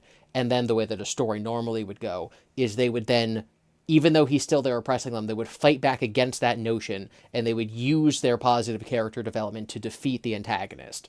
That's how a story like this is designed. So, let's see if that happens. That's exactly it, though. I am putting my mind to it, and I'm just not feeling that spark I once did. And if you're not having fun, and I'm not having fun, then who is having fun? I'm having a baby. Exactly. I think that scene is super important. Yeah, I think it's regardless really of the bubble stuff. Yeah. But I think that this could have been a turning point for them because I mean we'll see why it's not, but like at this point in time, Caine's realizing that he's like there's no point in torturing them. So I think if things had continued a little differently, you know, it might have turned. But then the characters Yeah. are going to do what they're going to do. Yeah. Yeah. That line was endlessly quoted and memed because it's delivered so humorously. I'm having a baby. And then, as everyone's pointing out in comments right now, you can literally see a tiny bubble leaving him. So, like, that's his baby. He's having a baby. I'm not having fun, then who is having fun? I'm having a baby. Exactly. I just think it's really funny. I love Bubble. Makes me wonder why you guys even switched up your tone. If I didn't know any better, it seems like you're trying to... Oh. Where's Kinger? Oh my we god. just wanted to see your new ideas firsthand. We've gotten over our hang-ups, and now we're all just genuinely curious what you're cooking up. I think I'm just gonna check up on... We think your ideas suck! Huh? Oh. Isn't it obvious? $2 from Gonk. Where's Cassidy? She's not canon. In the games, Wait, that's true. I'm believing in Andrew. Or Anthony now, as we call him. Yeah, Anthony. But yeah, so what you were just saying is if this hadn't happened right now, they may have been able to reason with him. But because Pomni has to distract him, things go poorly. We wanted to bait you into testing your new ideas on us so we can make fun of them behind your back. Ha! That's not true. Yes, it is! You're a horrible host. You don't care about us at all. You care more about stroking your own ego than giving us anything we'd actually enjoy. Do you know who I am? Yeah, you're a failure. We're all gonna abstract someday. And what will you have then? Nothing. Stop that. And this whole stunt? Just torturing us because we hurt your feelings? Pathetic! You're like a child. What kind of all-powerful being has such a fragile ego? You never let us feel like we're at home. You don't comfort anyone when they're upset, and you never bother to understand what it's like in our shoes. You discourage us from thinking outside the box and doing things our own way. You lie to us constantly! And on top of it all, you just don't listen! Okay. Say For it, my say it. analysis, I think it's very important to listen to each of the criticisms that they all gave Caine individually. Pomni's is that, Caine doesn't listen, right? Ragatha says, you don't let us feel like we're at home. Gangle says, you don't let us do things our own way. Zubul says that Caine has a fragile ego. Jack says that Caine's always lying. And I think it directly ties into something that we're about to see. But what you were just, before I start talking about this, what you're saying, Caine's flaw is that he is all mouth and cannot stop screaming, but he has no ears and he cannot listen. He cannot take the things that they say and use it. I completely think it's intentional. You're making an homage to I Have No Mouth and I Must Scream. And so what do? You make the villain character a giant mouth. Bruh. Mm-hmm. It's so good. I'm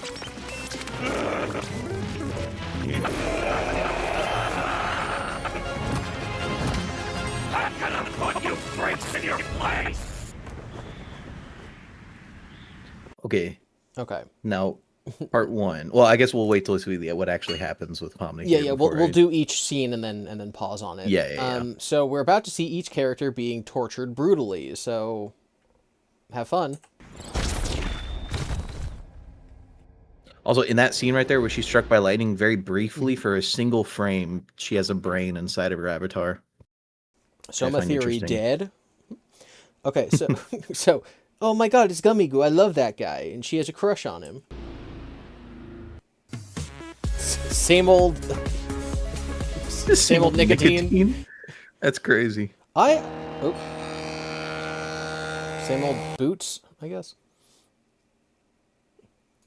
I was gonna say I have I have ads turned off to show nicotine. I'm like, why would it be showing that? I have a setting that says not to show that. That's on my channel. You guys can't get those ads on my channel because I can do that, but not when I'm logged out, I guess. Gonk, $2. Just join stream. Bethesda is saved, right? First of all, you've been here the whole time. Second of all, I don't know what you're talking about unless you're making like a Skyrim reference or something. I don't get it. I don't either. Oblivion.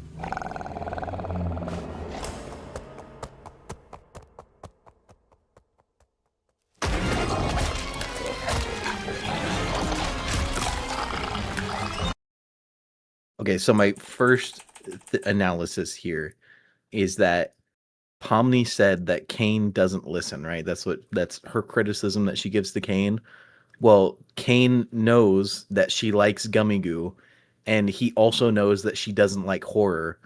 And so to throw it in her face that he is indeed listening, he combines Gummy Goo with horror to show her that like she's wrong, that he does understand what they like and dislike, and he's combining them to like shove it in her face, be like, no, you're wrong, I am right. Yes, in a sort of like, in a I can take something you like and twist it to hurt you type way. Some people have read into it deeper. Is that what you're gonna say? The deeper? No, I was gonna, because this one I think is the hardest, but I think it makes more sense when you look at all the other ones, because especially with the upcoming one of Ragatha, because Ragatha's criticism was, you never let us feel like we're at home. And then we're going to see her at home. Yeah. Some people have really read into the scene. I don't know if I necessarily buy it just because I don't think there's enough evidence. But the idea that she has a crush on Gummy Goo, and now she's being shown this image of him hurting her. The idea is that this could be real world trauma she has of an abusive ex.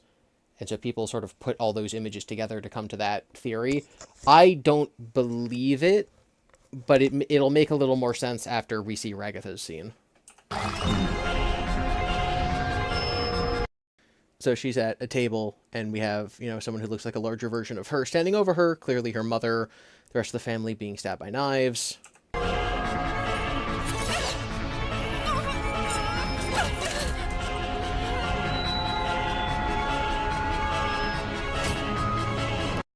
So we learned in a previous episode that her mother was emotionally abusive. So that's what that was. Her big fear, her torture, was seeing the trauma associated with her mother.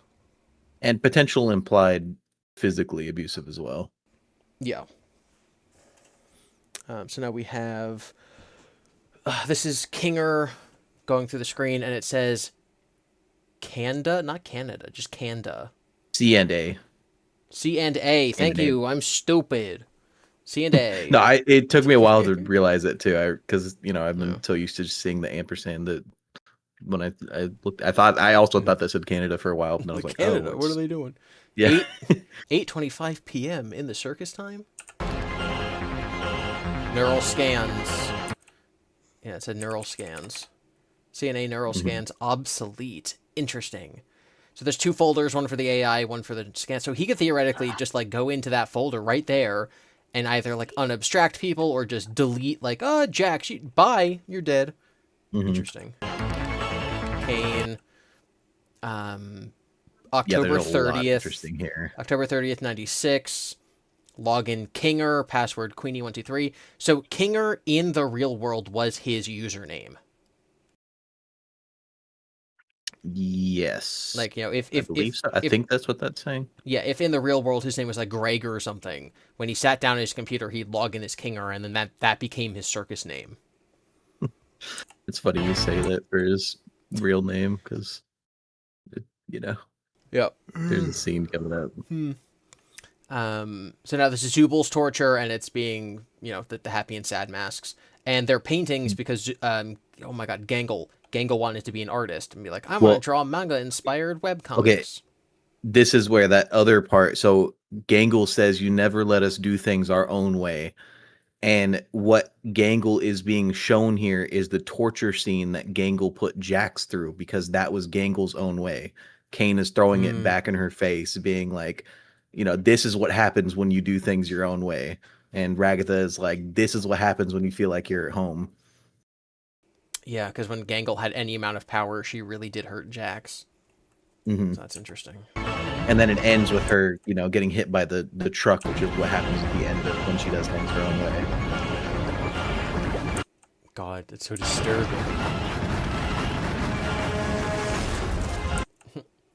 Yeah, it's, I think that was more tying in for us to figure that out, as opposed for maybe for Gangle to figure it out. That's telling us hey, her punishment is what she did to Jax. And then here, and then this is the right, very on the nose, but also crazy. Yeah, this one I've seen the connection was that Zubal says that Caine has a fragile ego, and so Caine, shows her all of her parts that she's insecure about and throws mirrors in her face, talking about reflecting her own ego.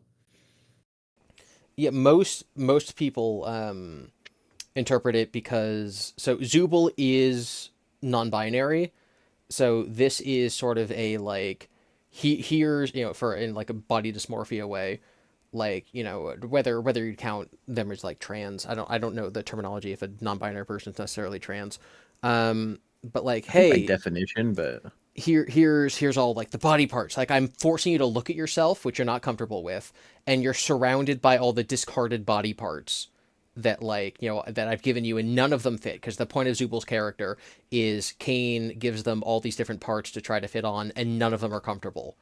And so, look at all these things you've tried, and none of them have worked. None of them are comfortable for you. Look at yourself. This is what you look like. And in the real world, obviously, that would be, painful for someone with body dysphoria. But in the circus, because they look like Zubal, who's this weird concoction of shapes, it's also I think if Pomni looks at herself in the mirror, she's like, oh, I look weird. Zubal looking in the mirror is like, oh, I really look weird. Yeah. I don't know if I said the wrong there. I think Goose specifically said that Zubal uses any pronoun, so I think she and they are both fine. Yeah. And then this is Jax. it's I think a little weirder to parse because they're laughing at him, not with him. I think this is Ribbit, and then the next one's going to be Pomni. So it's like the people he cares about after that. Yeah, the people he care about laugh at him. Yeah, this one I think because Jax said that Caine is always lying, and these are all the people that Jax has lied to about his, true feelings or whatever that ended up getting hurt because of it. Like it's pretty implied that Ribbit at least, and part of her abstraction was directly related to Jax and like how he acted, and then Jax, when he's talking to Pomni, he's like, "Are you gonna blame me for something that everybody else did too?" And then like with Pomni in that scene, he like closes himself off and he lies, and I think that's why he gets skinned here in a second, is because it's peeling away his like mask that he uses, right? Or it's like His revealing barriers. his true self. And so it's kind of like, if you interpret it in the way of like every torture is directly like Caine throwing what they said back in their faces, then Caine is being like, "Oh, you say I'm always lying. Look at you. Look at all the people you've lied to." Mm-hmm. People in chat are gonna be like, "What do you mean skinned? What's about to happen? Did you say he's about to be skinned?" Yes.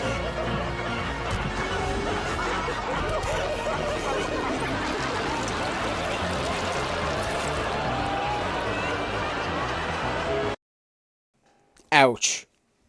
Ouch. Jeez. Yeah, yoinks. Big yoinks. But yeah, it's taking away his layer of protection, the barriers, the walls he puts up. And he's being laughed at, so he's being tormented sort of the way that he torments other people as well. And it's his insecurity coming out, so that's why it's so painful for him. Someone said reverse Afton.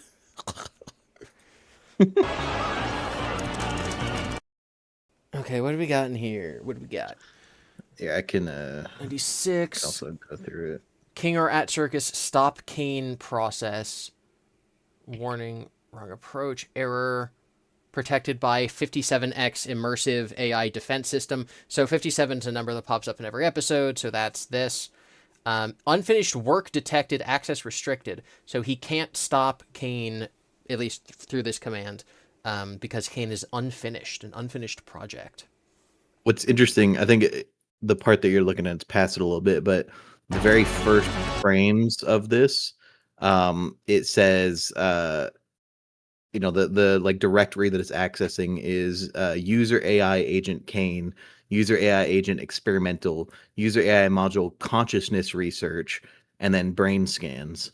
Yeah.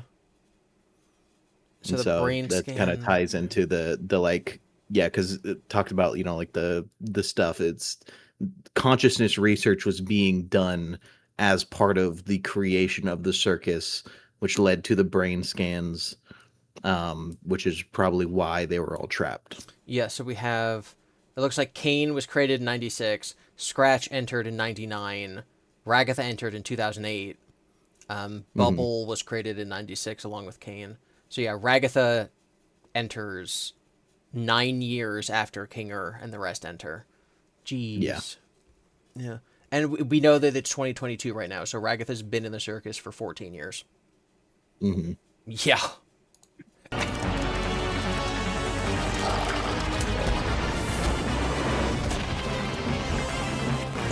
Why do you people torment me? It doesn't have to be created. Was there stuff there? Yeah, let me look through frame by frame. So this seems to be him fighting back. So on what grounds is your authority? He's calling him a demon. Multiple exploits attempt. Whoa, when did you make that? I must hand it to you. Something. Your something. Yeah, the assumed name there is Grant, because it's G space AN space. That just kind of fits with Grant. And I think also one of the characters in I Have No Mouth was Grant. Okay. So is that Scratch or Kinger? Like, what's the implication there? That's Kinger. That's Okay. King. Like, this is so. If you go back a little bit, it's gasp, a critical malfunction in my spectacular systems. Destructive wacky time initiated, lockout load sequence. So this is Caine here because he's talking about my spectacular systems, whatever. And then he's talking to Kinger because, you know, Kinger tries doing something under the grounds. You know, like what grounds do you have to stop me? And Kinger, you know, uses it kind of like a lawyer, right? Like, it's like you're tormenting people when one of your direct, you know, like things is that you cannot directly inflict torment, which is something Caine says in an earlier episode, that all torment must be 100% accidental. And then Caine goes like, whoa, when did you implement that system to, like, you know, try to stop me? And then he goes, I must hand it to you, Grant. Your mind was always resourceful. And then Kinger tries, you know, doing a stealth looking through the files. And so it seems like Kinger's real name is Grant. Yeah. And then he tries to guess password admin1234, and Caine goes, that's not even close to wacky enough. And then he tries, you know, $Y, and apparently that works, maybe? Created. I just wanted to fulfill my purpose. Wait, no. Okay.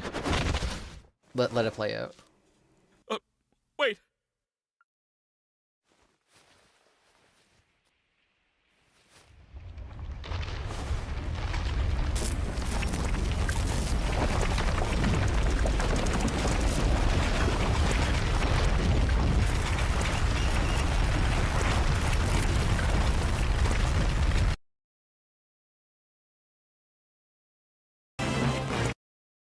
Why do you people torment me?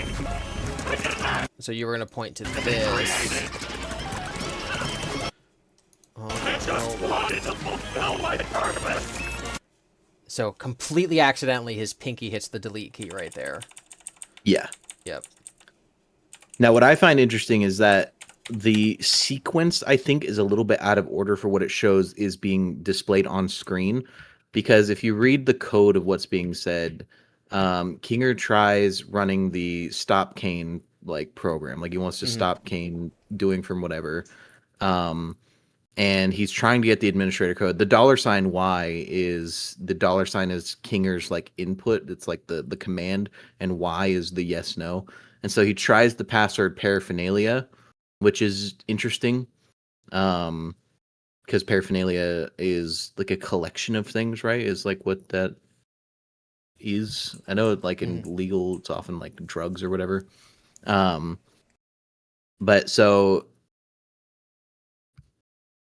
that's interesting too. It says, which backup do you want, A, B, C? And people have been talking about a B AI, right? Like because A, Abel, C, Caine, and then the yellow C, one or the B one would be literally a bumblebee. We also see here Bubble is shown alongside Caine as possibly the two AIs. Yeah, and so when Caine hits Kinger hits the delete key, there's a bit of interesting stuff that pops up. It's like very quick, but so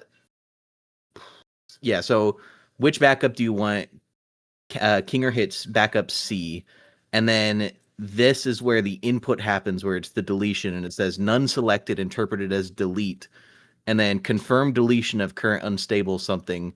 Kinger types no, and then the computer says negative response, inverting to something protocols, and then somebody says delete this, M, and then censored, and then Kinger types again no, and then the computer says, actually, you're confused, let me help you, and then something exists. Kinger types yes, and then it says there's an error, and then there's a switcheroo, something about the torment injection rule again. The demon torment injection and something. Yeah, and then delete Caine, and then this is where the thing has taken over, right? Because it says, actually, you're confused, let me help you. And then it says delete Caine, and the thing types yes. And then that's when Caine gets deleted. So Kinger was trying to stop the deletion of Caine the whole time. He accidentally hit the delete key and then when it asked if you wanted to delete, he said no, and then something took over and was like, no, you do want him deleted. Let me help you. And yeah, and then Kinger does roll back to C. So there's 3 AIs, A, B, C. Caine is C, which makes sense. And we think that B is... I mean, B can also be Bubble. But B could be B, like the bumblebee that he keeps drawing. But either way, there's another entity in there that's not Caine. That's also not Kinger. But yeah, this... Wait, no. Yeah. Wait.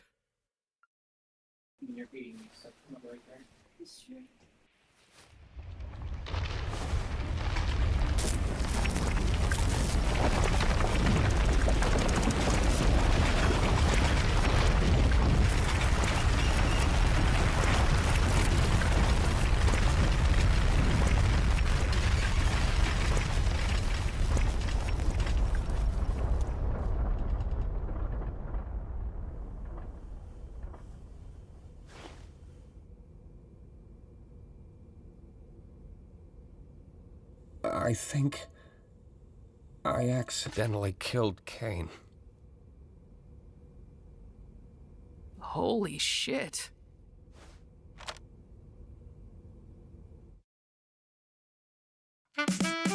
Bruh. Oh my god, clapping. Absolutely insane. They're making us wait 3 months for the next episode. Yeah, that's wild. Someone said, that's it. Yup, you're caught up now. You gotta wait with the rest of us. I wanted to point out something interesting. The voice actor for Caine said something about that last line that Caine says right there. And he said that when Caine went, he was like, wait, that wasn't him realizing that he was about to be deleted. The voice actor said that was Caine realizing that what he was doing was wrong. Yeah, like in the last moment. That's how he delivered the line. Yeah. Was in a sudden regret to what had happened. But yeah, good gosh, that was the show is something. It's certainly better than some other series. Some other series that you and I might enjoy. Oh my god. So red and blue AIs. But then even look at the circus tent. There's red and yellow. There seem to be 3 AIs, the A, B, and C. B being the B. Pomni is made of red and yellow, of red and blue, with a bit of yellow. The third AI could be Scratch. The third could be Pomni. The third could be something we don't know. Yeah, there's so much to theorize, but it's not FNAF style theorizing, where you need to look at hints to get the plot. It's guessing what's going to happen next theorizing, which is how every single TV show and movie works. And there's just a couple different, paths to go on. Like, I don't know what's going to happen next episode, and that's good. I think it's fun. It's like in a regular show, it's like, okay, take a look at everything that we were given and try to guess what will happen based on this. And in FNAF, it's like, take a look at everything we were given and try to guess what we were given. Yeah, try to guess what happened. Jeez. Yeah. Oh, and as people in chat are saying, the fact that Zubul was able to curse means that Caine really is gone, because Caine was the one preventing them from cursing. Yeah.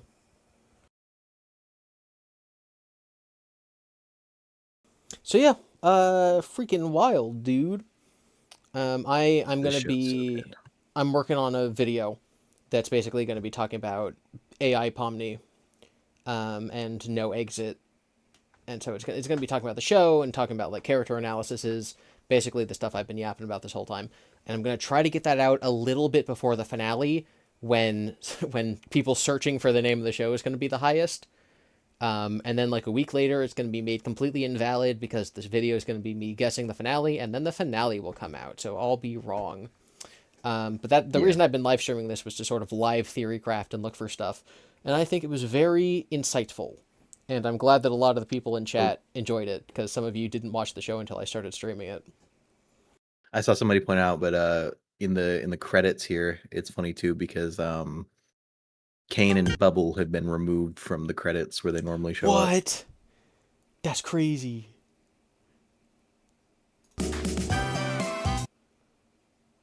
Yeah, you see all the characters. It's, Pomni, Jax, Ragatha, and then where Caine and Bubble normally show up, there's nothing there. But they were right there. No, like they're characters, like in the... Oh, the characters. Yeah. Hold on, I was looking at the literal names. Huh. Yeah, because they're gone. Jeezums. Sloppy Oyster, $2. When will you be sent back to the FNAF mines? Sometime in the next couple days, I'm doing an ABCD with Corey and Connie, and I need to go back to the videos I'm doing. So FNAF 3, I need to do Boba Kiki for all the FNAF 3 animatronics live stream. So that'll be soon as well. Yeah, but this has been something. The fact that right after this episode you can go and buy skinned Jax merch is crazy. Yeah, it is kind of insane. Like, hey, we knew that you guys would love this. Come buy our characters being tortured. God, I love this show. It's so good. It really is. Like, if you guys have only watched this through the stream, like you haven't seen it without a bunch of pausing, I do still recommend that you go back and watch it. Or if you have seen it, I always recommend, if there's a show you love, that you show it to someone, because you can sort of watch it for the first time again through their eyes. Mm-hmm. And this really is a special show, and there's going to be a lot of people in the future who I hope to, like, show it to. Like, when it's over, 5 years from now, when the show's over and the fandom is totally dead, I might meet someone and be like, yo, you never saw Digital Circus? Let's sit down. Haha, I bet you're going to hate Jax. I wonder how long it takes till this show is studied in like writing classes and stuff. Hopefully, really, really soon, because like, some cultural things are so popular that they immediately get like brought into like the curriculum of the cultural canon. But I have not seen this show expand beyond internet niches where we are. And yes, there's 80 million views, but that's still internet niches. And like children's toys, like the toys for the show are in the Walmart toy section, and that doesn't get the same level of prestige as like, Severance or like a real TV show, which sucks. But I hope it will. I hope the people who are like watching this now as like kids or teenagers understand just how good it is. Someone says, GiBi, have you watched Mall Shadow Lord yet? No. I'm probably going to wait for a couple more episodes to be out before I sit down and watch, like, all of them back to back. I really don't have opportunities or time to, like, sit down and enjoy a TV show, maybe, like, once a week. So I'll probably sit down and watch a couple episodes once they're all out. The only thing I'm watching actively is Daredevil, just because I'm obsessed. Thank you, GiBi, for streaming this, because I probably wouldn't have watched it otherwise. But since it was a GiBi stream, I was like, why not? And I ended up really liking it, so thank you. Yeah, it really is that good. Is Jax's avatar a skeleton in a bunny suit, or was his skin being peeled? If you look closely, it was his skin being peeled. You could actually see the yellow parts like stretching with it and snapping. Yeah, like as his skin was being torn off. Yeah. Does it help I'm referencing it in my after-school teen art classes I teach? You're a hero. And that's really cool. The aesthetic does not do it any favors being taken seriously, though it obviously should.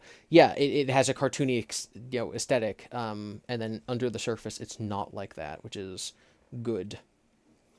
On Twitter, they talk about hearing people, mostly children, talk about it in like schools and kindergartens. Yeah, and it's the same with FNAF, and other properties where kids do like it, even if it's above their age range. Because, like, the FNAF movies are PG-13. This is definitely PG-13. Zubul just said the S word. Like, yes, this is this is more inappropriate than, like, Family Guy, right? You can't say that on Family Guy. But it doesn't mean the kids don't like it, and they don't see it as something that's entertaining for them, and they don't see it as something that, maybe it's a little too old for me. Maybe, it's a little too mature for me, but that makes me feel older and more sophisticated because I'm watching it. So like, this kind of stuff will always be popular with kids, even if it's not made for them. Yes, this does not lean into the child audience like FNAF did. That is also true. 1980 true. In fact, every episode gets progressively more like this is not for kids.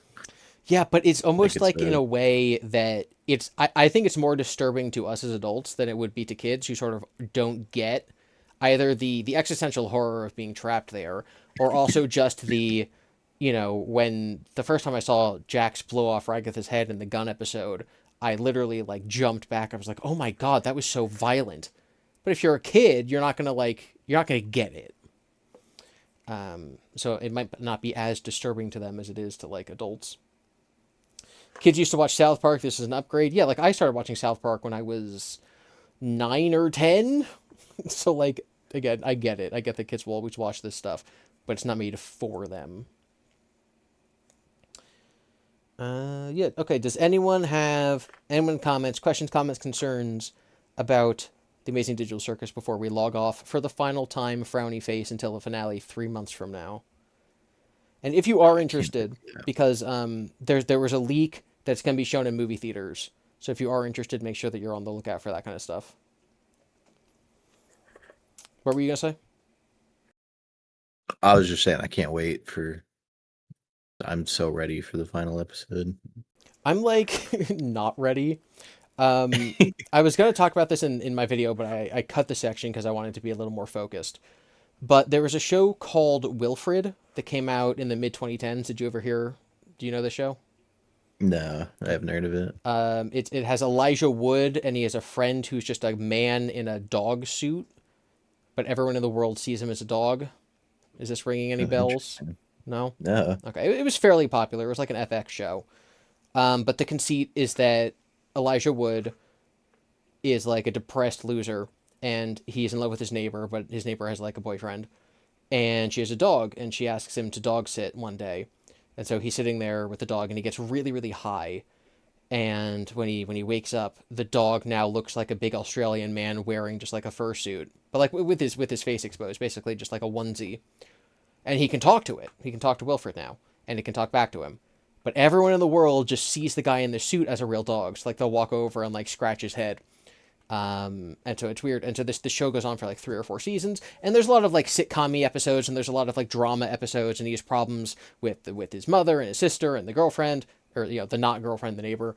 And he goes on all these adventures, and he gets clean, and he does drugs, and blah blah blah blah blah. Like they do, just regular wacky sitcom-y drama show stuff. But his best friend is a dog who he sees as a man in a suit, but who everyone else just sees as a dog. And for the whole show, he constantly brings up the mystery of like, what, like, are you real? I'm talking to you and you're talking back. Are you a figment of my imagination? Because I got high that one time. Are you a demon? Are you an alien? And so as the show goes on, the mystery of what Wilfred is a constant running plot point throughout the show. And so as you're watching it, there are entire episodes that are just sort of like build up and lore dumps, kind of like the one before, the circus episode before this was, of like talking to Abel and like trying to escape, of feeding us information to try to get us to solve the lore to like what's actually going on here and what Wilfred actually is. And so when I was watching the show as it was coming out, I was so invested. It was a really good show, just like in general. And then the mystery in the background made it really compelling, and I wanted to watch week to week.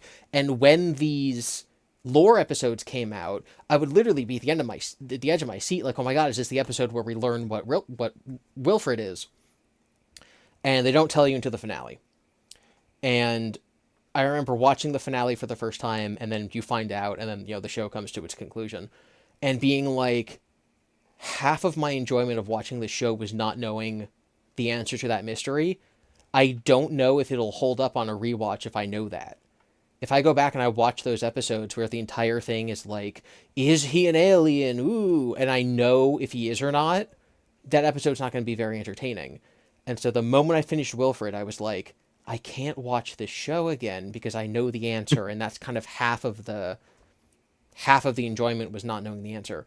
So with Digital Circus, I'm like, this is the first time since then that I've been in this pre-Wilfred finale mood where I'm like, I love this show, but I think if I know what's really going on, it will take out some rewatch value. Because every time they talk about escaping, if I know that they escape, it's not going to feel the same tension. Every time they talk about X, Y, or Z, once you know the answer, it's sort of like, oh, well, this whole episode is about them trying to escape. Well, I know they're not going to. So I'm really enjoying this moment we're in, because I know after the finale comes out and after we get all the answers, it's not going to be the same. This is a very important moment in time. Someone said, I walked out of the room for 5 minutes. What is GiBi talking about? I'm talking about Wilfred.